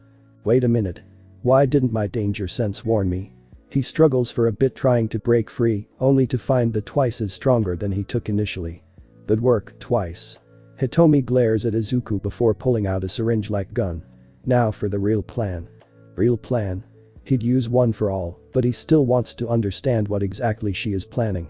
"What's up there isn't the Ibuki, it was just something I cooked up," she declares, stepping forward. "I wouldn't bring in the real Ibuki, not where it can be broken or stolen easily." He narrows his visors. "Then, what's this really about?" "We set up shop here and did all of this because the Endeavor Agency was the closest one, also I can give you this." She gestures to her item. "It's an experimental gene cleanser we created to remove the formula factor. If it can work on Naomu, it can work on you." "An actual cure?" he asks in shock. This whole event was put together to take your powers away. It's time for you to go back to being a quirkless nobody again. She rushes forward to inject him. But before she could get close enough, Izuku releases an electric current around him that hits twice hard. He screams unnaturally before stumbling backward, causing him to release Izuku to let him counter Hitomi. His hand grips tightly on something while he falls to the floor. With his other hand, Black Whip's tendrils fly out to contain Hitomi's tentacles. He uses his right arm's tendrils to contain her arms and legs. With her contained, he moves forward and kicks whatever serum gun she has out of her grasp before grabbing it. Upon doing so, he releases her and punches her with his spider strength in the stomach. The blow causes her to keel over on her knees before doing a roundhouse kick to send her toppling over. He then jumps on top of her to pin down the woman while also zapping the module that connects her mechanical arms. At the same time, the destruction happens up above. No. This wasn't part of the plan. Twice, you useless ah. Izuku injects the cure into her neck. As the serum takes effect, he can feel her body slowly shrinking back to normal. Done with her weakening, Izuku lifts her. There we go. Now that's one less person with spider powers. From up above, Shoto and Katsuki drop down to join Izuku in his conflict. But by now, he has Hitomi with her hands behind her back wrapped in webs. He faces them, asking, "What was that explosion upstairs?" Katsuki. The blamed blonde glares at him, griping, "Why do you automatically assume I was the sole proprietor?" Shoto also gives him the look. "Why do you know that word?" "I'm like an onion." "'Cause you stink." "Fuck you." Hitomi sighs at their bartering. "Oh great, it's Bakugo." "That's dynamite to you, Yatsu," he barks back. "Man, this is sorrowful, first Ganretsu, and now you. Did anyone else from middle school become a wannabe villain out of jealousy?" "Don't flatter yourself, Natsu," she mocks as condescending as always. "Unlike Midoriya, I knew without a doubt you couldn't succeed in anything but being a hero. He has a mind actually worth preserving." "I am sick and tired of so many people sucking Deku's dick," says the guy wearing meepids, Shoto mutters to himself, almost breaking his cool facade. But, enough jokes. He then approaches Hitomi. "We have some questions for you about Shigaraki." "I'm keeping my right of silence," she retorts. "You rid me of my powers, but I'm still quirkless. I'll just get injected again and fight smarter. The Ibuki is still out there. Giving up and shutting that mouth of yours is the smartest thing you can do, and you're not doing it at all," Katsuki growls. Sighing, Izuku is about to say something to Hitomi. But then, he feels something at his feet. Looking down, his eyes widen as he gasps. Guys. Do you feel this?" The three other parties glance down at their feet with equal surprise. The flood of the crimson-colored liquid has flooded the floor, passing by their feet. It has settled and thickened, before slithering like tendrils up their legs. The liquid then lifts the teens, throwing them into 4 separate directions, landing onto desks and other office supplies. As they recover from the pain, Izuku gets up first, being the first to. That is when he sees it, twice his back on his feet, the source of the liquid coming from them. It slowly retreats into him as his costume melts away, revealing his true appearance. "Tamura Shigaraki!" Izuku shouts in terror. Hitomi, being the last to recover, is the most confused. "Shigaraki? When did how did where's Bubegawara?" Shigaraki covers his body in the crimson fluid, turning into the monstrous form he once held. The crimson melds and morphs, giving him the sharp claws he adores. His transformation stops there, strangely. Oh no, Izuku then realizes something. That's the monster that attacked them back at Nabu. "Don't worry so much about twice," Shigaraki says as he walks to Hitomi. "All I did was steal his quirk, completely mitigating his little issue." "Steal his?" Izuku sits up and flinches. "Stealing quirks is something only that person can do. Now you just follow through with that stone. I've got another bird to throw in." As he speaks, Shino sneaks in from the doorway with her gun aimed. She fires at Shigaraki, and without looking, he catches it easily with his left hand. "What?" "Oh yeah, Shino Sasaki, I was hoping to see you again." Shigaraki glares back at her. Red rises around his body before molding a more confined form. He prepares to move in her direction, but before he could, Katsuki and Shoto step forth to fight him. The latter releases a stream of flame from his left arm, while the former drops an explosion down upon Shigaraki. Smoke billows from the attack as both of them land. "We already know how to handle you alien things," Katsuki says as he sparks his palms. "The symbiotes are weak to heat, so this will work on you easily." Shoto watches as the smoke clears away, showing that Shigaraki's body is the same. "The fuck?" Shigaraki snickers with pride before his tendrils shoot out and thicken into hammers, slamming into Shoto's ribs. Kitsuki blasts out of the way due to his instincts, avoiding the attack. While airborne, red blades shoot out and impale Kitsuki's legs and arms. Damn it. Todoroki. Kaken. Izuku gets moving, infusing one for all through his body. At 30%, his body reacts just before he reaches Shigaraki. Detroit Sma. Shigaraki catches off guard, with a higher speed as well, and grabs his face. He then slams Izuku into the floor, erupting splinters and whatever else is in the way. Izuku! Shouts Shino, seeing her beloved taken down so easily. When you have multiple quirks and an altered body to possess them, you can overpower the symbiote's weakness by healing faster than the damage. Shigaraki then pulls back and charges at Shino, who pulls out some shuriken. Before she can use them, tendrils fly out and restrain her. One sneaks into her belt and pulls out her ammo. I'll be taking back the quirk destruction bullets you took. Yuhi grabs her throat, cutting off her supply of air. That reminds me, didn't you say this back then? Looks like the fat lady just sang, Shimura, speaks Shino before drawing her gun and aiming at him, thus cutting Najira's valid question before it could be answered. Now, come quietly or lose your quirk. We have some discussions for you down at the station, you goblin. You called me a goblin, so how about I show you how terrible a goblin can be? He sneers as his form alters, his abs and muscles are visually prominent, dark red with cracks that shine like a solar prominence, a hooked tail extends out from behind him, and sharp yellow eyes with black slits for eyes. With his ears extended and pointy, he indeed resembles a goblin. He looks back to see Shoto has stood back up. Stomping, he sends a trail of ice at him. Shigaraki summons a red ball with a face and mouth full of sharp teeth and throws it at the frost. It contacts the ice and explodes, the heat blowing the fire ice user away. Binging ball plus landmine with Carnage's properties create homing bombs that bite. With him down, Shigaraki releases the already unconscious Shino. She hits the ground with a hard thud. Free, the red goblin moves over to Hitomi, who is so afraid she's tearing. Now, remember the plan. He then flicks her head, knocking her unconscious. Finally managing to recover, Izuku gets back up and digs into his belt. I'm so glad I brought the metal suit with me. As he searches, his eyes widen in horror when a fact occurs to him. Looking for this? Digging into his red flesh, Shigaraki shows him the box that houses the nanobits that compose his armored suit. I wasn't about to let you draw out the weapon that let you defeat 9. Izuku grits his teeth. Shigaraki. No, not Shigaraki. I am Kadaro Shimura. More red balls fly out at Izuku.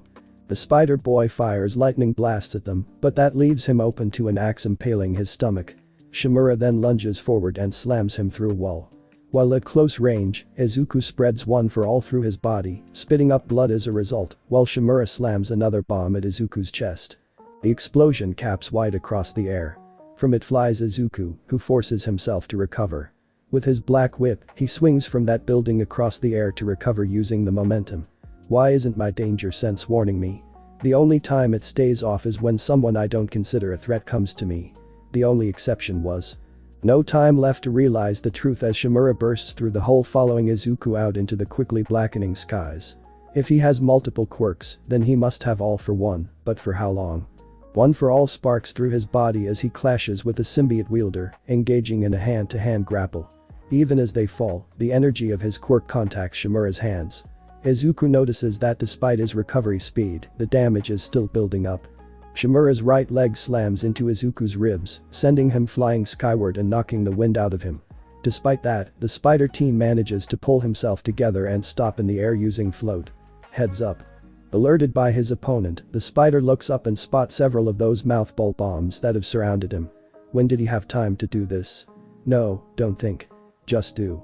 He prepares one for all around his body, twitching as the pain hits him. Black whip spurts out of him for added effect. Just as he's about to be struck, he spins around shouting, Oklahoma Smash. Chapter 64. Oklahoma Smash Homa. Izuku's attack causes the whips and lightning to swirl around him and detonate the bombs before they could directly touch him. He emerges from the smoke falling, his costume burned and ripped in many places. Half of his face is exposed for emphasis. His danger sense kicks in now, as lightning strikes down at him from up above. Wait, isn't this 9 quirk? Due to the timing of the lightning and the hurricane keeping him in place, he doesn't have time to dodge. Water dripping just in front of his face. The full moon shining down from the night blanket above. Pain rushing through every cell in his body. His saliva and a bit of blood on his tongue. His stench and whatever is in that nearby trash can. These are the sensations Izuku feels as he awakens. Ugh, he groans, pushing himself up. What happened? He then remembers a few hours ago before looking around. Shigaraki. Wakey wakey. Izuku turns around to see him standing there, Kotaro Shimura wearing the red symbiote. He rises to get in a fighting pose, crying out when he feels the blade wound from before still in his gut. You're still gonna need a night's sleep to heal that off. Ow. Izuku glares at him, clutching his gut. Why didn't you kill me? This was the best way to get to talk to you. The goblin's face melts into his body to reveal Kotaro Shimura and his slick haircut. When was the last time we met exactly? Amino Ward, June, when you killed my father. Oh yeah, Kotaro glares at him but laughs a bit. Why did you go through all this theatrical nonsense? All of this trouble? Kotaro flexes his right fingers. She had bonded with Carnage first and implanted her more dominant traits into him. Having her in my head has made me less than totally sane.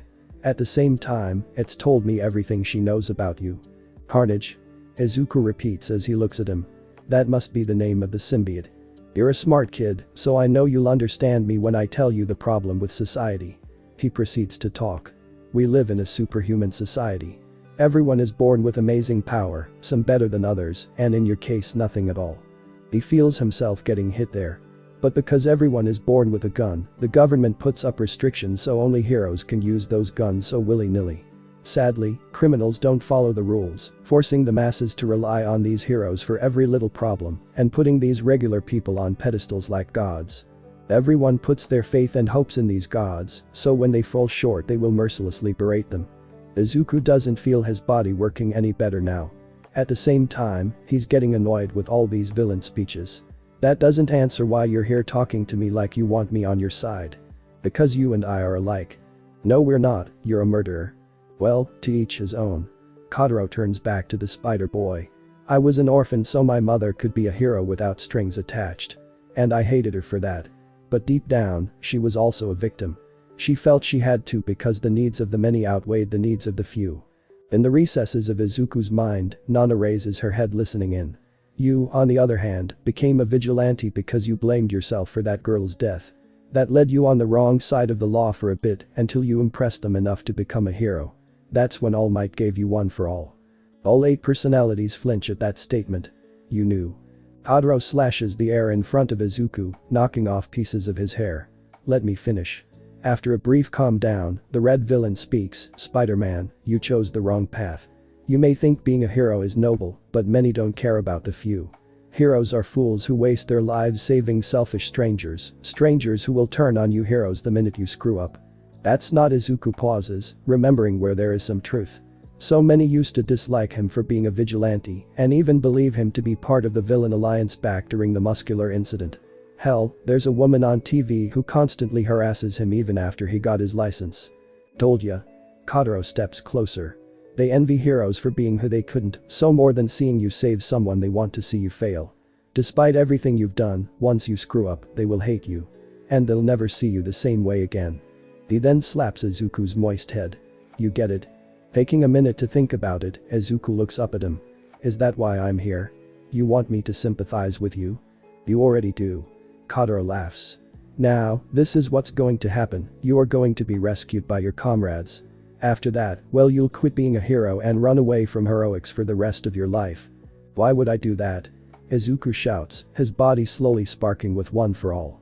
Kotaro kicks him in the gut, exacerbating the wound and shutting off his electric flow. As Izuku screams, the villain continues.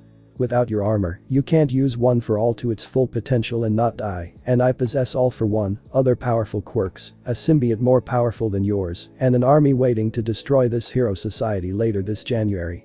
The Red Goblin leans his head down, coming face to face with Izuku. Now, denounce your status. No. Denounce your status as a hero. Never. He shouts, glaring back at the villain. If I give up, you'll just go around and kill until everything is under your control. If I have the power to stop you, I'm going to do it. There is a pause on the adult's part. Even though he can't overturn the situation, he remains adamant in fighting.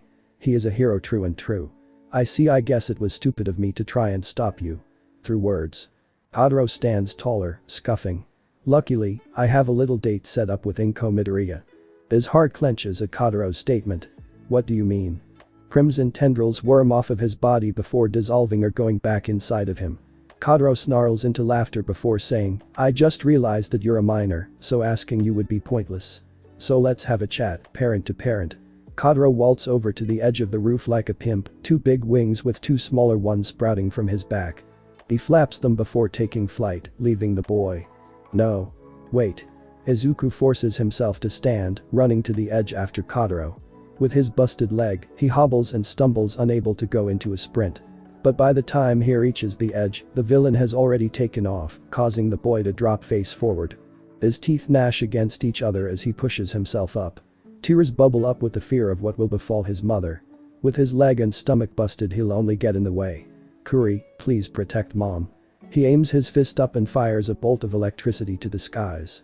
Minutes later, someone comes landing just where he stands. Looking up, he spots Katsuki landing just in front of him. Deku. He shouts with some concern. Katsuki mutters Izuku as he sits himself up. Please. You gotta go save my mom. Elsewhere. Downtown Musatafu, Inko is coming from work making her way home. She sighs while checking her phone to get a look at the time. Lightning crackles above, catching her off guard. Phew. That was scary, Inko says as thunder follows swiftly after. Whoa. That was close. We better walk back, speaks the symbiote inside of her. That's acceptable. Inko gets her feet pumping. As she does, her brain gets to talking. Kuri, why didn't you stay with Izuku or Momo? He doesn't need me. What's the point in him growing if I have to be there for him at every step of the way? Kuri explains to her. Besides, Momo doesn't like it when I read her mind. I guess it doesn't matter, Inko shrugs before making her way back home. I do feel a little safer with you by my side. And you should. I was soothed by your heart, not just his, is the wind picking up. His sudden derailment of thought catches Inko in a flash of surprise, as well as all of the wind kicking around her. Shielding her eyes while looking forward, she notes that the wind is swirling around her. It separates an entire block of space from her, with the woman in the eye of this tornado. Fearing for her life, Inko notes that she's completely isolated. What's going on? That afternoon. Turning around, Inko spots Kotaro Shimura walking through the storm with no damage to his suit. He smirks with his arms behind his back. Inko immediately goes on edge, dropping her purse. No need to hold back, she's fully aware of this monster. Mask. Got it. Kuri slithers around Inko and transforms into the black alien Hulk. She then snarls, her tongue elongated. Good. You're both here. Kotaro's body bends and mutates with his transformation, as opposed to Kuri wrapping around Inko like a suit. Smoke blows from his mouth. Oh shit. Another one. Kuri curses, stepping back at the sight of the monster in front of them. The red goblin walks forward in an intimidating fashion. Hey, daddy. Wait, what? Not wanting to answer, the supervillain charges as flames extend from his left hand. He slams his palm forward at Kuri, forcing the woman to jump away. The blaze burns against the midnight-colored ooze, exposing Inko's stomach and right leg underneath. She cringes, feeling the heat as she lands with Kuri. How is he using fire? Kuri shouts as Kotaro comes forward with a tendril extending and creating an axe. He grips it and slams it against Kuri's chest, ripping off bits of his body and exposing Inko once more. Kuri fights back, slamming his fist into the goblin's face. Teeth and an eyeball pop out as a result, but it isn't enough to stop their crimson foe. Kotaro kicks Kuri in the face, the force of his blow knocking the symbiote mother combo into the concrete. He then stomps, standing his foot on her face hard enough to imprint her. He's stronger than us. I'm so glad to have you here. The red goblin grips her and raises the woman with the symbiote. She slugs him in the stomach and throws Kotaro against the wall of wind. The slicing wind pressure hits him hard before he collects himself, summoning spears, blades, and axes from his body. He then fires them out at Kuri, who manages to dodge all but one that pierces through her shoulder. How the hell do you have Riot's ability? It's pretty amazing what happens when you possess the powers of your child, daddy. Why do you keep calling me that? Kuri shouts as they rip the spear out of her shoulder. Once they do, it dissolves into nothing. The symbiote around Kotaro shifts until becoming its true self. Because, I am your daughter, Venom. Both Kuri and Inko widen their eyes in shock at the sudden news presented to them. This other alien was Kuri's child. Kuri. Oh no, it now hits him of the possibility. Solemn, the alien says, symbiotes reproduce once in their lifetime, but the process is so quick we barely notice. The trigger is usually from being in contact with two separate DNA of hosts. 2. Inko asks, though from context she has a good idea what he is referring to. You mean me and Izuku? Izuku and Momo more than likely. That's right. Carnage attaches to Kotaro, resuming their unison goblin personality. He says, that's why I can sneak past his spider sense and create these weapons. Swiping his arms outward, he releases spikes in a wide arc. Kuri evades them with ease by ducking, but the blades pierce out of the tornado. A random person walking by gets impaled by one, recording the disaster. The red goblin storms heavily toward Karinko. They pump their right fist with air or muscle until the entire arm is enlarged before throwing a punch at Kotaro. To their horror, he blocks their strike using only a single hand. Even the force of the blow is stopped. Snarling in laughter, Kotaro flips Inko into the ground once more. Once more subduing, he speaks, I need to talk about your horrible parental skills. That goes for you too, Kuri. With one more hand attached to her head, Kotaro continues. Your inability to control your child has led to the chain of events that have impeded and decimated everything I've worked hard to establish. Thanks to him, we've lost everything I've created to conjure my perfect society. She can't let that go now. Inko grabs hold of his hand using Kuri's strength, shouting, you have tremendous nerve telling me I'm a horrible parent. Instead of worrying about your society, shouldn't you be more worried about your children? What? She punches him in the jaw. You had a bad past and want to destroy the world most irresponsibly. That's one thing, but you're a father now. Karinko stands tall as they speak. And when children come into your lives, you have to grow up and abandon certain pursuits to take care of the life you decided to have, especially if they're wrong. This is usually the part where one will understand the error of their ways. It causes them to change and grow into a better person. You bitch. Not this time. Kotaro glares at the woman with unbridled rage, his grip on her even tighter than before. How dare you come to me and try to tell me how to be a parent? All of his strength gathers into his arms. His fingers take hold of more than just what is surface level. With a roar, he rips the two apart. In the left arm is Kuri and in the right Inko Midoriya. His red self collects all of Kuri's essence until he's not but a single sphere. A black dot. Holding an alien in one hand and a mother in the other, the red goblin laughs in triumph while the wind proceeds to fall apart. Their images become far more tangible to the heroes and civilians in front of them. Seeing him, all of the heroes go on edge preparing to attack. It's Kotaro Shimura. One of them shouts in confirmation. Be careful, he's got a hostage. Another one states while noticing Inko. This forces them to restrain their quirks. Luckily, the crowd disperses to give them space. First up, a distraction. From Kotaro's back, the ball quirk activates, creating carnage demon balls that fly out. Each of them impacts a building, each one giving off massive explosions using Chidis's quirk. With them distracted, Kotaro dashes through the crowd holding Inko. He shoves the woman as she cries out into his chest, his symbiote body absorbing her completely. It'll be easier with one hand. The hero comes down at Kotaro from above, shooting his fists out that fly from his arm sockets. Kotaro turns quickly and knocks them back at the man with his free fist. At that moment, he resumes his hasty spurt as the weather worsens. Lightning strikes the earth everywhere, causing more destruction to the city, including a blackout. With the city in peril, Kotaro slips away from the public eye by blending into the environment and slipping into the crowds. Kuri remains in his palm as a black ball. Now, where is he? Sensing something in the air, he reemerges into reality in disguise, his hair red while he looks a few years younger. Perfect. As the city suffers, Izuku can be found with Kitsuki on top of a roof. He's been patching his stomach wound using the green boy's first aid kit in his utility belt and his webbing, while repeating the process on his leg. With the webs, they add extra restraint holding his leg in place. There you go, Kitsuki growls as he finishes, turning his mind back to the city as all the explosions go off. That's Shigaraki, isn't it? He's too strong now, Izuku warns as he forces himself to stand. Toughing it out, he manages to do so keeping his weight on the good leg. He's got a symbiote now and all for one. Shit. Just like Nabu, Kitsuki says in realization. It takes a lot to fight against those things even without that BS quirk. With it, they need one for all. Turning back to Izuku, he wants to grumble thinking that this will be another situation they need to rely on Deku. But he will never admit it. Besides, with his temporary impairment, Kitsuki will have to step up. Though as he comes to these thoughts, he notices something on Izuku's person. On his chest where the spider mark is, a slithering red worm-like tendril rests. He goes down at it and grabs hold of the wiggly thing, holding it with 2 fingers. Deku. Yeah? Izuku spots the tendril in his fingers, his eyes widening. He shouts, throw that away. Huh? That's part of Shigaraki's symbiote. Realizing this, the blonde teen tosses it aside. The two watch as the thing slithers away near the roof edge. That is where he lands on it, Kotaro Shimura and his slick threads. Those red clothes dissolve and shift to turn him into the Red Goblin. I'm back. Good.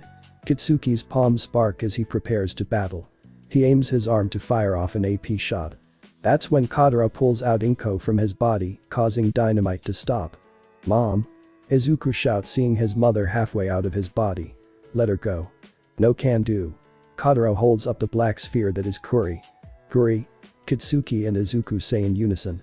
That's when the alien explodes into flames and is dropped down before Inko. Kuri. Kuri. Inko screams, tears welling up as the ooze melts away. Pieces of him writhe and wiggle to escape. Even his head emerges to try and break free. But, it's too late, he burns away to nothing. The mother and son scream his name one more time, the latter falling to his hands to join in the former's despair. Kitsuki angrily faces Kotaro, ready to blow his head off. You bastard. I'd say get lost, but someone needs to take him home, Kotaro speaks with condescension. His hand grips Inko's skull as he says, now, Izuku, where were we? Ah yes, your decision. Let my mother go. What, didn't UA tell you about barking orders, boy? You can only do it in a position of power, he replies with a laugh. You have until the count of 10 to agree to my demands before I slice something important. 8. What? Kotaro's other arm transforms into an axe and positions by her ear. Izuku, he's mad.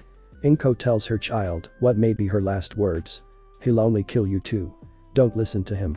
I know Inko is your only living relative left aside from All for One, for now. So your loneliness is fine for me. The blade leaves a mark on her cheek. 9. Izuku's arm stretched out in defiance, he shouts out to Shimura and hopes that he will listen. The next words to exit his lips come with regret and a powerful ultimatum. I'll do it. Kotaro Shimura pauses staring at him, Inko still in his 3-finger and thumb grip. You'll what? Izuku, don't. Inko shouts and hopes to stop him. I'm an old woman. You don't have to throw your dream away for me. I'll stop being a hero. And give me one for all. That one is a shocker. I want you to give me one for all. That wasn't part of the deal. As if I'd believe you would keep your word without something to prove it. Kotaro coughs up smoke. If I left you alone, you'd make your comeback and save the day at the cost of yourself. So, bestow one for all. Izuku sinks his head into the dirt as his fingers clench into fists. It's an obvious dilemma, but one only he's forced to do. No alternative left in his heart, he plucks a strand of hair from his scalp and hands it over to Kotaro. His finger touches the follicle, absorbing it into his body. With a smile, he cackles while standing magnanimous in victory. At last I did what he failed to do. Angered, Izuku looks up at Kotaro and tells him, now, give me back my mom. There is a pause in the Scarlet Demon's posture. He continues to face him, before his static expression curves into a frown. Finally, he says, I don't think so. What? Instead of following through with the deal, I think I'm going to hold on to her a little while longer. He shifts his disintegrating grip into a dragon claw one, holding her by the nape. No. Izuku pushes himself up and charges, just as black sludge explodes from their bodies. He reaches out to grab them using Black Whip. But as the quirk wraps around them, his mother and his enemy disappear. Alone, defeated, lied to, Izuku leans on his knees. His fists add to the pillar of failure he has become. Police sirens and fire trucks drown out his despair. Elsewhere. Black sludge splashes on the floor. A body steps out into a basement.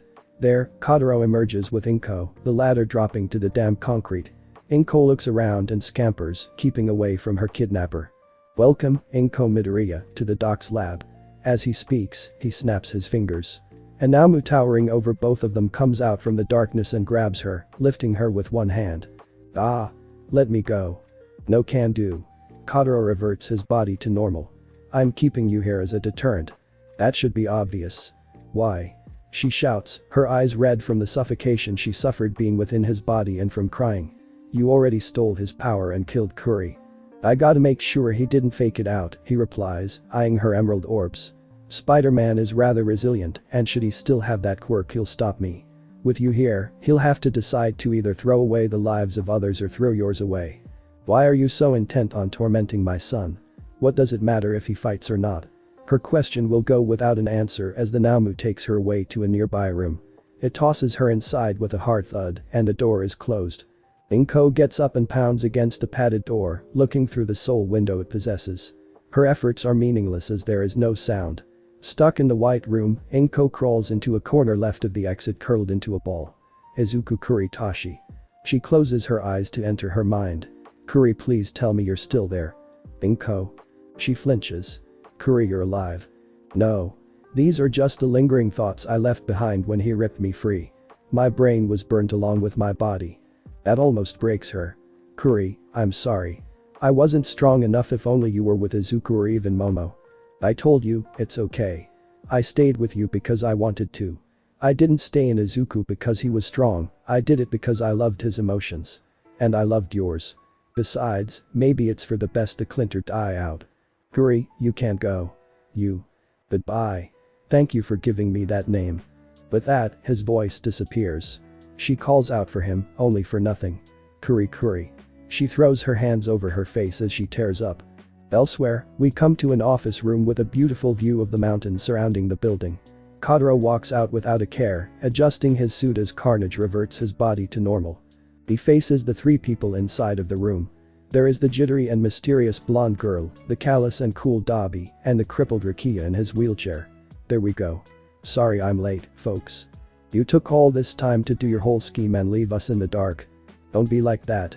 Johnny can only bring things to him or away from him, and now the doc's gonna be on my case for giving him tonsillitis. As he explains himself to the submissive Rukia, Dabi shrugs with disinterest. Did it work? Oh, it did. I now have his power and his mother, that lucky brat won't be bothering us so long as she's around.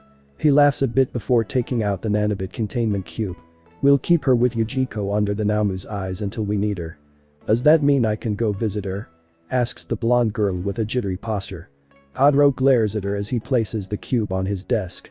Lay off the chip. She's a useless bargain if she's dead. You're blackmailing Deku. She then steps back. But can we please hang out? No. Oh, come on. You stole twice his quirk and kicked him to the curb. Without him, this place is a lot more boring. Twice's mental disorder was a liability, he tells her. He's happier now anyway. Rukia raises a hand. Well, I'm not against this conversation, should we not proceed with the plan? Exactly. He then goes to the door. My lieutenants, let's go. We have the battle to prepare. The four high-ranking members leave the room to start their war game. Chapter 65. January 4th. Kotaro Shimura stands within an auditorium. Before him are the members of his Liberation Army. By his side are his lieutenants. Ah, my dear Paranormal Liberation Army members, as well as my assistant commanders. Destro, Dabi, Curious, Jeton, Toga, Skeptic, and Mr. Compress, let us proceed to the final steps in the destruction of this hero society. The lesser members all cheer. Recently, I have acquired an amazing power that will allow us to destroy all heroes that come our way. All we need to do now is to crush them. More cheering follows.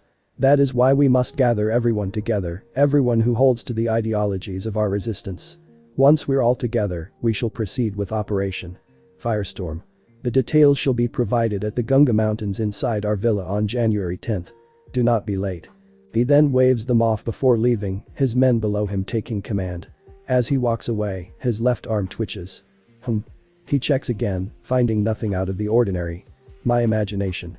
He places an earpiece into his left ear and taps it. Garaki, you there? I'm still angry with you. Oh, let it go, he complains. What, super healing doesn't work on tonsils? If it could, Jimmy wouldn't be in this situation.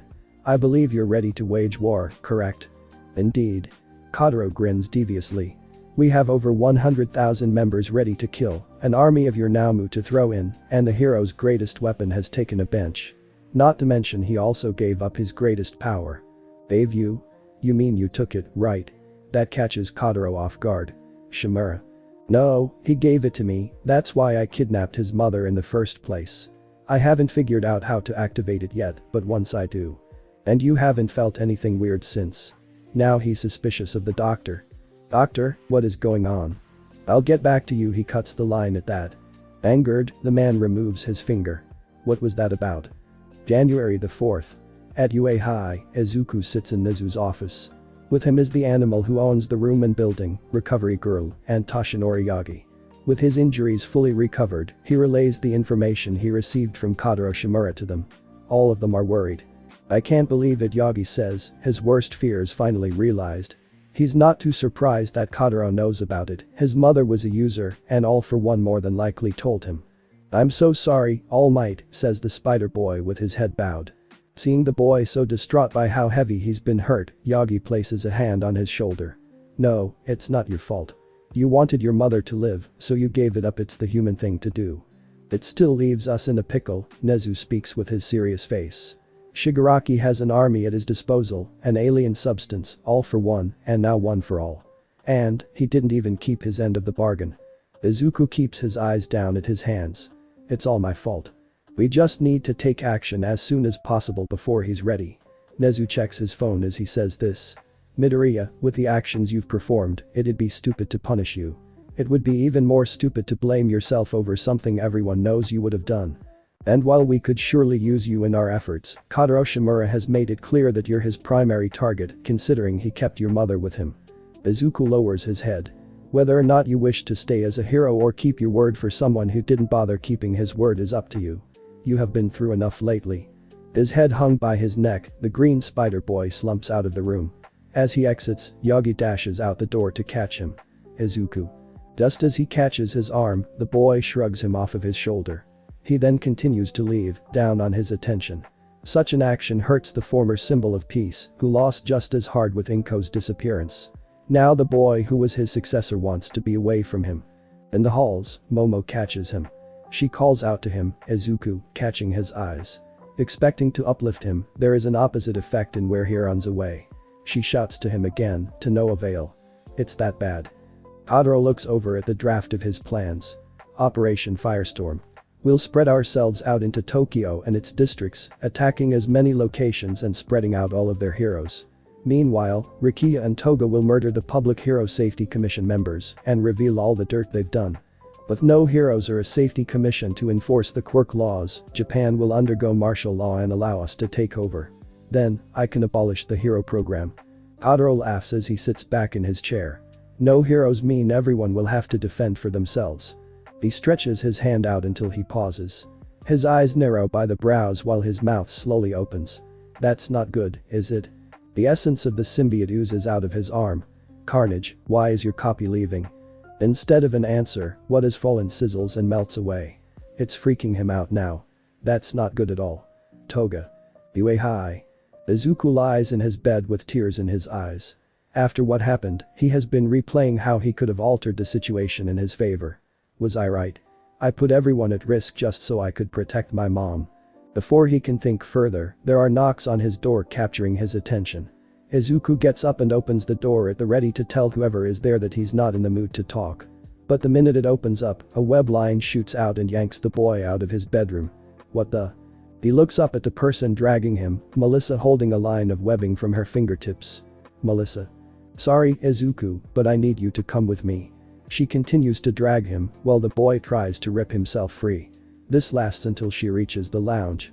There, his friends and classmates stand together waiting for him. As he rips off the webbing, he picks himself up. Guys. Midoriya, we just got the news, Iida says as he steps forward. You're giving up being a hero. Ashamed, the viridescent teenager looks away. If they know this much, they deserve the truth. I didn't quit. I only said that because those were his terms. But he didn't keep his word, so I won't. What happened? Asks Ishido with concern. Bakugo scowls while facing him. Will he state the truth or keep it to himself? We got caught in a trap, he begins, sighing as he recalls the events. Shimura was there and lured me away, he wanted me out of his way and took my mom hostage to do it. This has everyone's attention. He kidnapped my mom, used her to take what I had, and now he's stronger than ever. And in the end, he still kept her to further deter me. Bachako holds a hand to her mouth. It is so horrible to hear, she can't imagine how she would feel if her parents were taken. Momo walks over and holds his hand, keeping him from crying just like in the past. Shoto remains quiet while listening in. Well, the hurt in his voice is apparent and he knows that he cares much about his mom, which is something he shares, but there is something else that he is curious about. Midoriya, what did you mean by him taking what you had? I've made a huge mess of things. He cries. The others are taken back by this. From their knowledge of his actions as Spider-Man, they know just how strong, brave, and confident he can be. It's heart-wrenching seeing their invincible ex-vigilante classmate showing these emotions. They have forgotten he's just as human as they are. Deku, Kitsuki growls, grabbing him by the shirt. Quit acting as if the world revolves around you. So you gave him this superpowered thing that All Might handed to you, big fucking deal. Do you see us blaming you? Izuku sniffles. We all have a bone to pick with Shigaraki. Midoriya, it's okay, Minoru says, catching their eyes while standing on the couch. Do you need the quirk? No, you don't. You've been a hero and saving lives way before it, right? It's okay, Kyoka says, standing forth with her eyes to him. You still have us to work with you. We'll get your mother back. Izuku Momo squeezes his hand tightly. He won't get away with this. Feeling their support, Izuku covers his face trying to restrain any more tears. He's so thankful to have these guys around. I can't believe this, Garaki complains as he watches a splash of black ooze appear before him. He has had to explain to Kotaro Shimura that he wants to limit how much he has to have his Namu use this quirk because of how it causes gingivitis. So him desperately wanting him to bring him in better be worth it. The two just spoke earlier and met yesterday, so whatever this is cannot be worth it. All those thoughts disappear when he sees Shimura appearing before him, drop to his knees clutching his stomach. Blood drops from the various red scars along his arms, legs, and abdomen. Shimura Garaki shouts in shock seeing the man before him, literally falling apart. Over in her cell, Inko hears the noise. She inches closer to listen. What's happening to me? He shouts, feeling his body shatter more. Garaki eyes him as Jimmy the Namu crawls away. He adjusts his spectacles to get a closer look, causing his eyes to widen in shock. Oh, this is tragic. You really did accept that gregarious power. Shimura raises his head. What? You mean this was from that damn kid giving me one for all? Exactly. Shimura falls over now as Garaki continues. But why? Wasn't this what he wanted? He tried to steal it several times before, failing because their will was too strong to. Garaki turns in his chair. Maybe there was something we missed. Angered, the former CEO of Astrocorp growls with cataclysmic rage as he comes to a single conclusion. That brat Midoriya gave me one for all to kill me. He knew I couldn't hold this power in and wants me to die. In dramatic ironic fashion. Garaki cups his chin. There might be a way to save yourself. We'll put you in stasis so your body can get used to it, or you could relinquish the quirk to someone else. That won't fix the damage I'm already suffering. Another crack slices across his face. But fine. He pushes himself to his feet, stumbling forward. Luckily, I left Toga in charge of what they have to do. All I need is one more favor from you. Is it about that woman you left here? No. It's about Gigantomachia. The following morning. I open my eyes. Oh, this again. I must be having a lucid dream, but, strange. There aren't any lights around. Wait, something's not right. One for all is gone, so why is my body still corporeal? Why am I still like this? And what is with these strings? No, wait, that's probably from her. Oh, God, that's right. She's still inside my head. Nice to see you too, my beloved. Yup. Turning upward, I see her up above on the strings. The Spider-Woman descends from a single thread, landing before me. I go on guard. The last time I met her, she was with my grandfather. Now, it's okay. I am only here to speak to you. Are you? I ask, my lips finally working again. You got what you wanted in the end. I have in a way. And in another way, I haven't. The Spider-Woman collects her feet to stand above me. I wanted you for myself, and I still do. You're the first voice I've had for so long. I am? As she moves herself to put herself face to face with my own. How are you even able to talk to me? Ever since that spider mutated my body, I've been speaking to you in my head for over a year. They call me Arachne, the weaver of fate. She looks sad now. Well, at least I used to be. Used to? She guides her hand across the sky, her webs weaving tapestry for added visuals. A long time ago, I was human just like you with a talent in tapestry. Oh, I know this story. She grabs my mouth. Let me tell the story. She then resumes her storytelling. I was so good that I challenged by the ruler of the land, I would create one and compare with his wife's. Before I could finish, she sabotaged me and destroyed my work. Distraught, I fled in shame. That was when a spider found me and bit me, the venom killing me. In my death, I was reborn as a god. Sort of.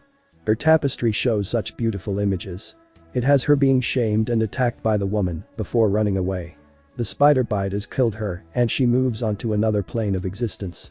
I think I see her in front of a giant spider, connected to a web. This is the Great Weaver, the master spider totem. Through its power, I was told I would become a totem as well. But, when I was reborn, I found myself surrounded by darkness. I never got a chance to fulfill my role. I see Arachne falling into shadows, surrounded by no light.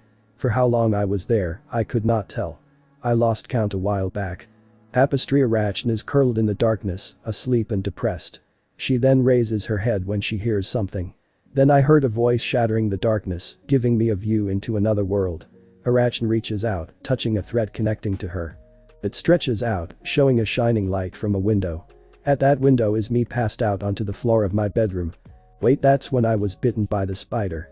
Exactly. The storyteller turns to me now as the tapestry shows more.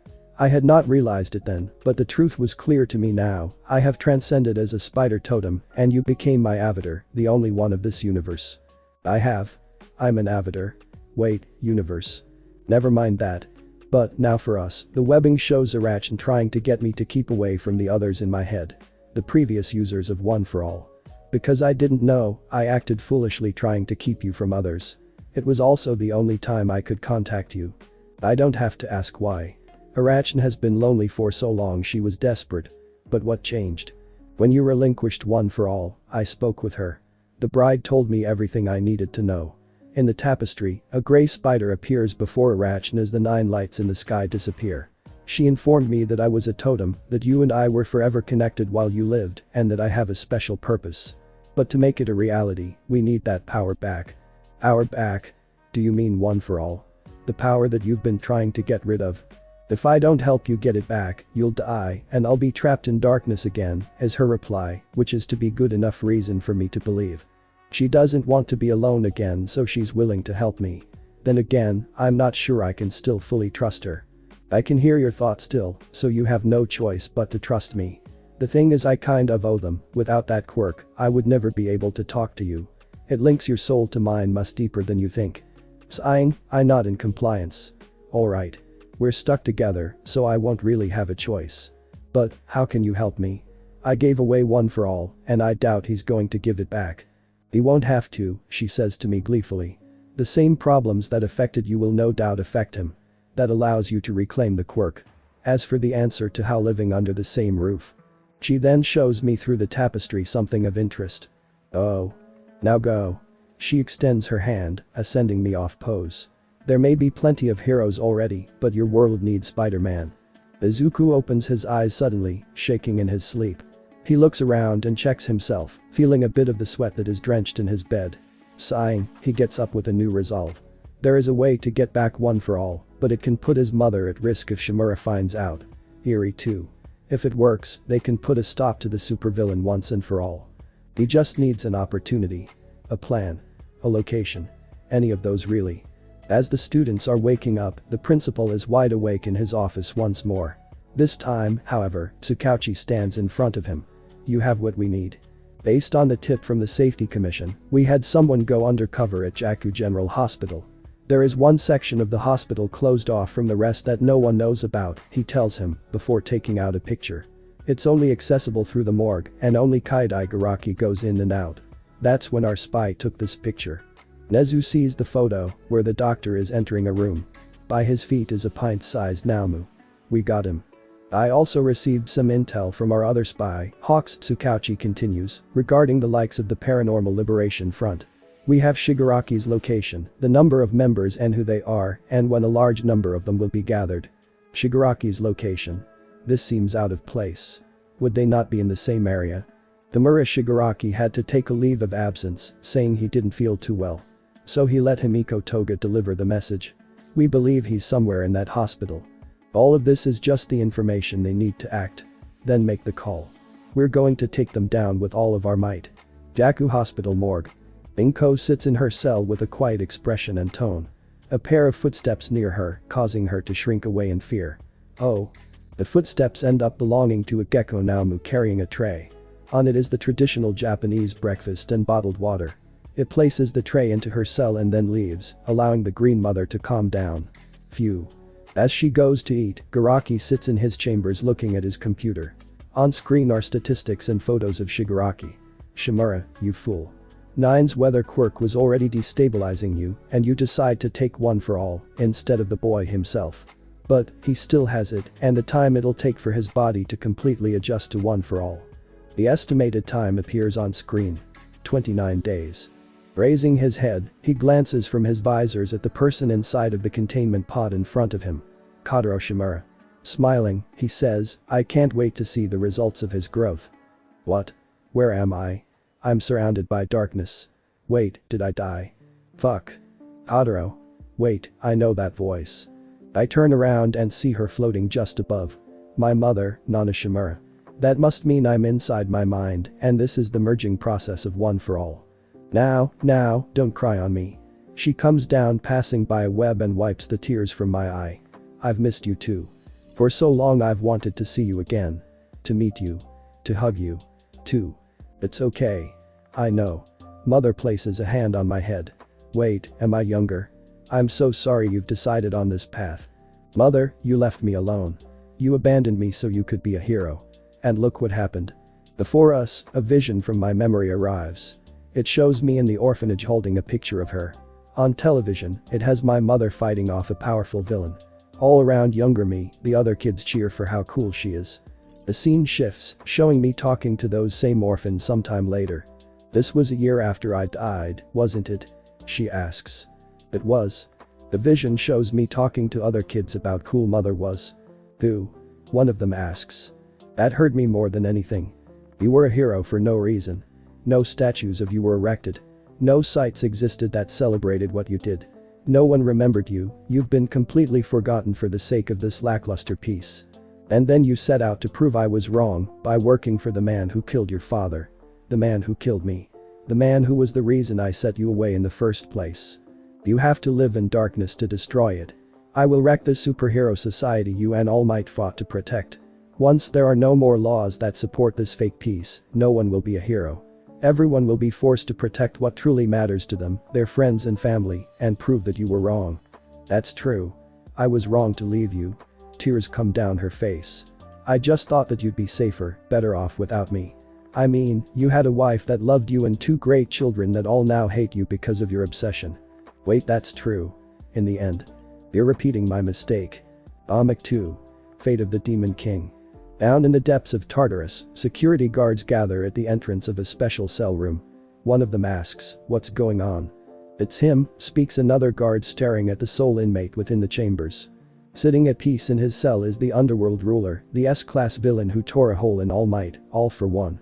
Strangely, his body is shown to be falling apart, flaking and cracking apart bit by bit. It's been going on for his entire stay, but now it looks like he's reaching the end of his life. He is falling apart, his arm now nothing but dust, his legs following shortly, he is at death's door. And yet, despite his approaching demise, he still smiles. I hope you are all watching. It is at this moment that you will all realize that I have won. The cracks reach his face, and he shatters to nothing but complete dust. Chapter 66. It's January the 10th, bright and early in the morning. Over in the forests deep in the mountains, there is silence. Not even birds or other animals can be heard. Why? Over in the woods march an army of Japan's finest superheroes. Each one is ready and able to take action against those within the Gunga Mountain Villa. Among them are known favorites. Edshot, Midnight, Cementus, Kamui Woods, Gang Orca, and Mount Lady, along with many more. The ninja leader says, alright, get ready. The leaders of the Paranormal Liberation Front are all in that villa. The warp quirk that would let them get away is at the hospital.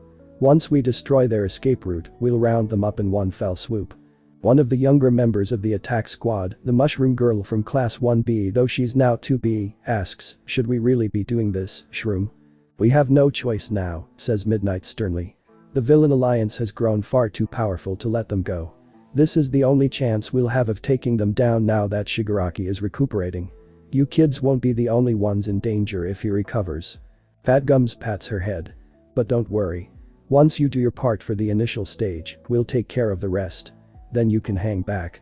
Jarjabolt looks around with a scowl of fear on his face. Why the hell am I on the front lines? Elsewhere in the back, a large group of other heroes has gathered in wait.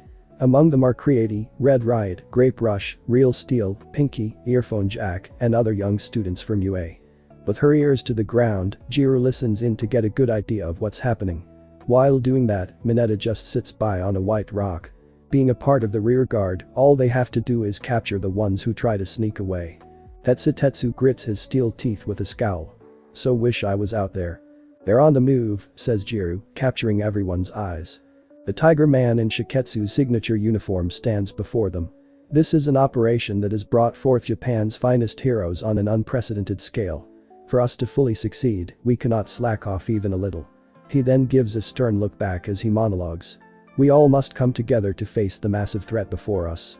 After that speech is a brief silence, with even Mineta getting up to take this for real. Jiru, worried as hell, speaks, Tokoyami will be fine, but that guy's the one I'm worried about.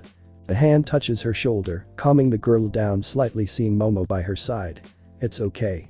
I'm sure he's just fine at that. The creation girl looks far more concerned than anyone else. And so will he, she replies, patting her hand back in comfort. Elsewhere. Over in Jaku General Hospital, Kaidai Garaki walks by with a whimsical whistle as he smiles, his deranged eyes hidden under goggles. I can't wait until his body adjusts. The master will be so pleased if this works. Found you. A voice loud and calm speaks to him. He turns around with frightened eyes, seeing Endeavor storming forth with Present Mick and Eraserhead. So you're the right hand of the devil, all for one's Namu generator. The flame hero erupts in rage as the fires of his costume burn brightly. Scared, the man runs away from them and the horde of police and other heroes behind them. Eraserhead captures his leg with his cloth, pulling and slamming him flat on his nose. Once that was done, his body horribly ages. More hideous than a cannibalistic humanoid underground dweller, Garaki's true face is revealed as a man well in his 90s. Endeavor comments, looks like someone else lied on the quirk registry. Looks like the quirk that might have been keeping All for One alive this whole time, says Tsukauchi, already realizing the truth. You and Shimura have been providing your boss with quirk replication technology. That's why you have it, that's how your Namu all have super rejuvenation. Present Mick grabs him and shouts in his normal voice, you decrepit zombie. If you could do all of this, why use it the way you did? Wait, stop. Someone steps in his defense. Please, the doctor hasn't done anything. As the other heroes continue to evacuate the building, all thanks to Mandalay and her quirk, Mirko has dashed off, making his way. She dropkicks 2 doors off their hinges, hopping into the morgue section of the hospital. Alright, I'm in. She says in her ear mic. Moving as fast as she can, she dashes, a white-haired shooting star in the cold darkness. No. Please have mercy. Speaks Garaki in tears. That's when his lips curl into a smile. Have mercy. From the floors burst a massive monster, a whale Namu containing another Namu with drill arms. It pierces through Garaki, tearing him apart. It also reveals that he is a double, a decoy created from twice his stolen quirk. With that, he melts away, mocking the heroes with laughter as his Namu army get to work. Back with Mirko, her red eyes pick out something in the dark. She giggles in excitement at what she sees. The harbingers of death, the bringers of destruction, the binge of excitement, they are Namu. Endeavor, we've got company. The rabbit heroine lifts her right leg and slams her foot down in a spiral. Her heels rip through limbs and necks, slaughtering the modified corpses and allowing her passage. More kicks tear apart more corpses, their bodies no longer active after 1 round. What a rush. She screams, ecstatic at her kill count the way a gamer would. She continues until reaching a large door blocking her path. Another door. No need for a keyblade. The door is kicked, slamming hard into the floor and squashing a miniature Namu in its way. There Mirko crouches, her eyes on the basement around her. It is a collection of Namu in pods with shelves upon shelves of jars illuminated under pale lights. They focus back on the real Garaki, who has rushed for a button on his console. You're the real one, right? The other door she kicked flies off to slam into Garaki's precious research, and he's gaping in horror at the destruction of his life's work. No. Mirko goes on her mic to make a call. Guys, we found the real one at the morgue, with a bunch of other tough-looking Namu. Capture him. I'd like to say we're behind you, but Endeavor looks around after receiving the call, his foot on top of the whale he roasted. More Namu are around attacking them. Give us a minute. Fine, Mirko smirks while getting up. Kid, get to your mission. Once you two are safe, you're out of here. A pair of footsteps can be heard heading down a different path. Not bothering to wonder who she's talking to, Garaki rushes to the console. Mirko leaps forward to kick, not bothering to listen to his pleas of mercy. What looks to be another Namu the size of a head leaps out at her to attack. Distracted long enough to kill it, this gives Garaki the opening to do what he needed. Pressing the button he needs, almost immediately after, the glass tubes holding the Namu open up. These black-bodied monsters move in and strike Mirko, one sending her flying higher up into the walls. Thank you so much, Matcha. You bought just the time we needed, says Garaki to the fallen Namu, eternally thankful for its loyalty. Now, go and murder those despicable heroes, my precious high-end Naumus. There are 5 of them. The first is tall and skinny, showing multiple ribs, with a curling head like a Santa hat. The second is huge and fat, with heads for hands. The third is muscular with a mask-like head and armored legs. The fourth is female, the only one with hair under her exposed brain. And the last is just an elephant man. I'm sorry you couldn't get more time, but I leave this to you. These are Garaki's last words before he takes off on a sliding chair. The Naumus mutter and growl, slowly trying to formulate words. The muscular one, the possible de facto leader, is the first to talk. Kill heroes. Let's go nuts. Mirko comes out from her impact site, blood leaking down the side of her head. Go ahead, that just ups the excitement. Another hero enters the scene, the number 6 hero Crust. Before he can get any further in, the fat Namu comes charging at him. Crust gets ready for battle by summoning shields on his arms. Despite that, Chubbs the Namu grows in size. Expanding so largely, Crust is forced back into the hallway he exited. Mirko kicks hard against the pod she was launched into, making her way down and past the Namu. Forget these guys, I'll slam that old man first.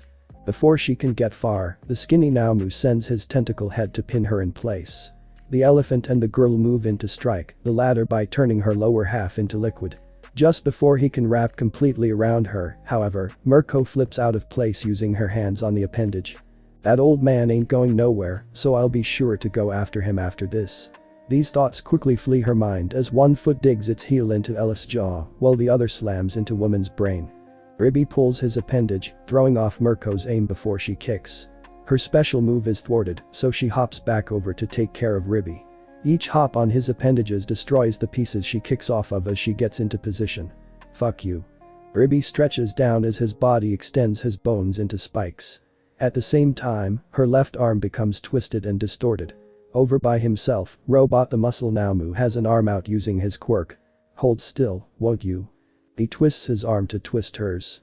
Except he doesn't. Because at that moment, something slams into the side of his face. He contacts the ground painfully, his armored head cracking and breaking into the concrete.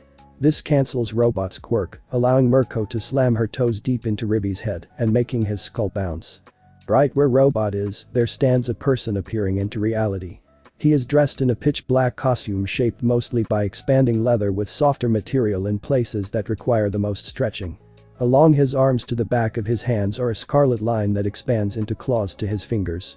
The lines stop at his shoulders which point out, his back sporting a spider mark of sorts created from squares, triangles, and rectangles. There are also lines along his legs stopping at his toes. He possesses a jade utility belt.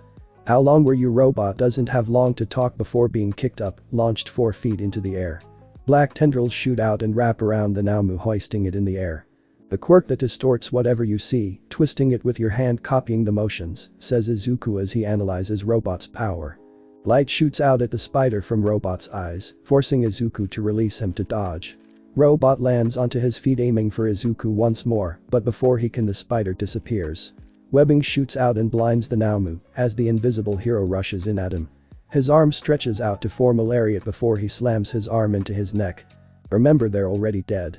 His attack rips the Namu's head off, slamming his body down along with it.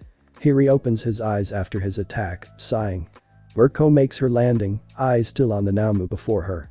I told you to do your job. It wouldn't sit right with me to see you get overwhelmed, he replies in earnest. Are you crazy? I live for this shit. Mirko licks the blood seeping down the left of her head. Tomorrow is never guaranteed, so I treat every day like it's my last. That way, when my time comes, I have no regrets. She shivers while staring at the Naumus as they make their march. Besides, ain't no way some damn zombies are gonna get the best of Mirko the hero. Now go save your mommy. Smiling at her resolve, Izuku dashes off making his way down the hall. Tsukauchi stands before a boardroom holding a stick to a chalkboard. Here's the plan. We'll split into 3 teams. Team A will ambush the villains at Gunga, capturing them and making sure none of them escape. Team B will invade Jaku General Hospital and take down Garaki and Shigaraki before the latter is ready because of how dangerous his decay is. Team C will be in the city evacuating people so they do not get caught by his quirk. The largest amount will obviously be Team A, but Team B will require special care. Not only the entire hospital, but Inko Midoriya is a hostage somewhere in that building. This is where Izuku Midoriya comes in. While the others are taking care of Shigaraki and Garaki, I'll rescue my mom, he tells himself as he dashes forth, moving as fast as he can down the decrepit hallways. With Garaki, his moving chair brings him straight to his main room. Here, Kadro Shimura remains in peaceful suspension within his pod. He reaches the monitor and presses a few buttons, causing electronic beeping to go off. The old man then grabs a microphone and makes a call. "Dobby. Are you there?" "I'm kind of busy at the moment," speaks the blue flare user on the other end. "Bring whoever you can, Gigantomachia and Himiko Toga over here. The heroes have found my hideout." "You too?" That too statement freaks the doctor out. "Is Endeavor there?" "He is." "I'm on my way." He says this with intense glee. As this happens, Shimura's pod drains of liquid. At the same time, the heroes are coming. Over at the Gunga Villa, the building splits apart from the concrete. As it does, the villains of the PLF stare in shock without realizing what's going on. Some of them. One man sparks with electricity as he walks forward, leading the evil resistance. This is just what we get for waiting on Watch's name. Oh well, time for the revolution. As Samantha splits open a giant hole, the heroes go in charging. Edshot shouts, "Don't let them escape. They're well trained and ready to die for their cause. If they leave, they'll terrorize somewhere else." Midnight reaches Denki and pats his shoulder, calming his stiff nerves a little. She says, "The stage is overwhelming, yes. But, we need you. If you need something to think of, focus on the thought of someone who matters most to you." At that, the electric user glances back at the rearguard briefly. Taking a gulp, he steels himself before moving as fast as he can. "For you, Jiru." The electric villain releases his amplivolt upon the heroes. As it nears them, all of it gets drawn to Chargebolt, who poses stylishly. "Time to mop up," he shouts as Edshot leaps over him. Forming a ninja sign, he shrinks into a needle and pierces into the villain, as well as a row of others in a zigzag. Midnight then finishes them off, buffing them with her sleeping scent, using fans to spread it. Down within the basement, news of the attack reaches Redestro. The powerful CEO transforms, his quirk wrapping him with his black stress, as he growls, "Blasted hawks. Only you could have." He comes to the secret exit ready to take action until he sees something disastrous coming their way. What looks to be a blackbird of shadows is plugging up the stairway racing for the basement. Dark Shadow Ragnarok. Redestro grapples with the blackbird, holding up against it with all of his strength. But, as he struggles, his prosthetic legs snap and break off. This allows Dark Shadow to burst out and push Redestro back with the rest of his gang. The bird flinches before returning to Tokoyami at the top of the steps. "Good work, Tsukiyomi," Fat Gum says to the young hero. "There's a real monster down there," says the shadow to its owner. "Yeah. He was able to hold against Ragnarok." "No. There's something even worse down there." Elsewhere in the villa, a flurry of feathers fell several villains. Their owner walks by, the undercover hero Hawks. Wielding 2 larger feathers as blades, he comes before his target. "Found you, Himiko Toga." Himiko Toga, down on one knee, rises while turning to her opponent. Her vampiric eyes shine as she glares at him. In her normal voice, she says, "So in the end, it was you all along, Hawkeye." "It's Hawks," he says to correct her, aiming his left sword feather at her. "I did a lot of research on you guys to uncover why you're here, and after I found out about you, I realized that you were the biggest threat. I'd back off if I were you." Her threat reverberates as another voice overlaps it. Hawks tightens his grip. "I can't do that. Surrender peacefully, and you won't have to get hurt, Carnage." Her body metamorphoses, transforming red and black due to the symbiote within her veins. Her hands stretch to become claws, her height rises to 7 feet, her breasts grow an extra cup size, and the symbiote head grows through her face. With black teeth, sharp wide eyes, and crimson tendrils flapping off of her everywhere, she has become Carnage. While she transformed, feathers have flown out and lacerated her, slicing her body until she's nothing more than pieces. Her head is the last thing to fall. His feathers float around him while Hawk stares at her remains, not the least bit surprised when her head laughs. Did you think that would work? Carnage asks before her parts slither back together. No, but it'll work long enough until someone who can put you down arrives. Hawk sends more of his feathers at her, but the ones that are coated in red ooze snap. All of the crimson substances shoot out to block the others, allowing Carnage enough time to reform. Back on her feet, she lunges at Hawks with an angry snarl. His blade feather slices through her head, separating it clean above the jaw. She pauses to grab her head and reattach it, but Hawks goes back to slicing her up. I won't be caught off guard that easily. Just then, a burst of blue flare hits him from behind, consuming him and the lacerated Carnage. From the wall with the hole of fire emerges Dobby, who steps out with a grin. You were saying, Big Bird. He laughs as he steps forward, stomping his head on top of Hawk's head. You worked hard to put an end to us, only to trip up in the end. Had you sliced her apart sooner, you'd have a better chance. He unleashes another blast.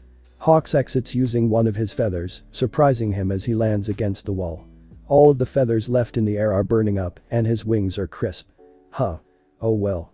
You've lost most of your weapons, anyway. A red hand shoots out, slamming Dobby into the ceiling. Himiko emerges from the flames with pieces of Carnage slowly recovering. Dobby. Oops. Forgot about you. He says with the utmost disingenuous feeling. Why for?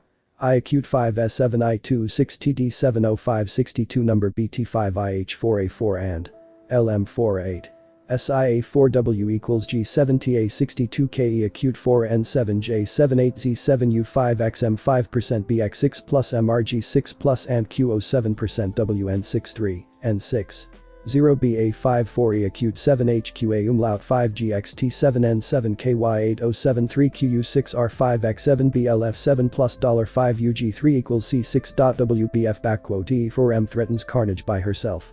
Hawks recovers while glaring at Carnage, and then Dobby as she releases the flame user. You hit me at full blast even though I had someone on your side with me. It's as if you knew what I was up to, what gave me away. Dobby dusts himself off before saying, don't be stupid, I never believed anything from anyone from the start. Even when you came to join us and killed a hero to prove your loyalty, I never believed you.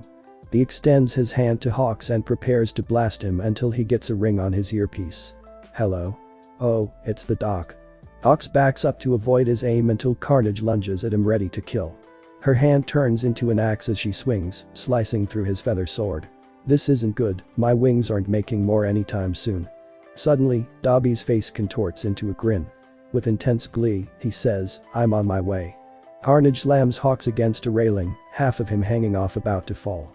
Toga. We're leaving. Shigaraki's being attacked over at Jakku. He needs Gigantomachia and you there. At that, Carnage releases her grip on Hawks and storms over. Her body reverts to being Himiko as she glares at Dobby. You hurt Carney. What? She'll live.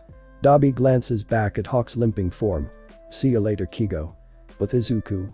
Water splatters with each footstep as he dashes, eyes checking each corner and chamber. I should make this easier. Inko Midoriya.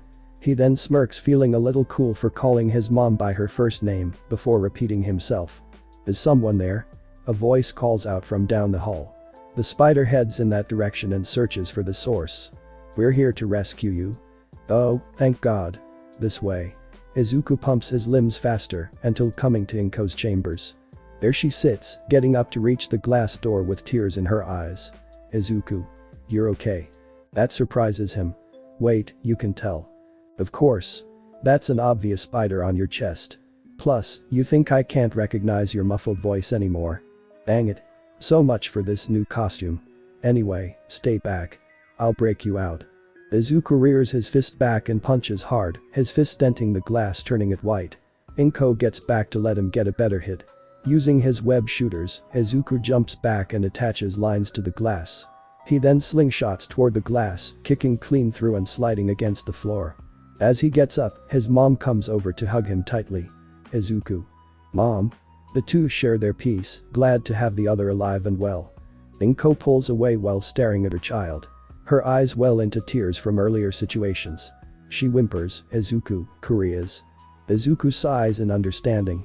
I'm sorry, taking her hand, he walks over the glass before breaking into a run. Let's get out of here. The mother and son make their way across the damp morgue. Not far and they spot the Naomu in their way. This spider behemoth with sharp claws and white fur charges at the Midoriyas, firing webbing from its mouth. Why does everyone have webbing except for me? Izuku grumbles in his mind. He lifts his mother bridal style and moves out of the way, landing on the ceiling and running upside down. The spider Naomu leaps after him, causing his mom to curl up closer to her son in his grip. Picking off the ceiling, he reaches the monster and roundhouses it in the face. They're already dead, are his thoughts before his foot rips the monster's head off. Its head bounces against the floor and hits the wall. After landing, Izuku gets running down the hall. Inko asks, "Can I open my eyes?" "You can." On his way back to where they came in, his spider sense turns on. Up ahead, the doors to a separate room open up. A person walks out, this someone being the man he fears most running into. It's Kotaro Shimura, barefooted with tacky black pants and a shirt draped over his like a cape. His hair drooped down from days of moisture. His eyes bloodshot and a flux of emerald lightning sparking off of him and Izuku in response, he speaks, "Hello, Spider-Man." Now that will be unfortunately all for today's video, but do not worry, more will be coming soon for you to enjoy. Golden Fanfics out.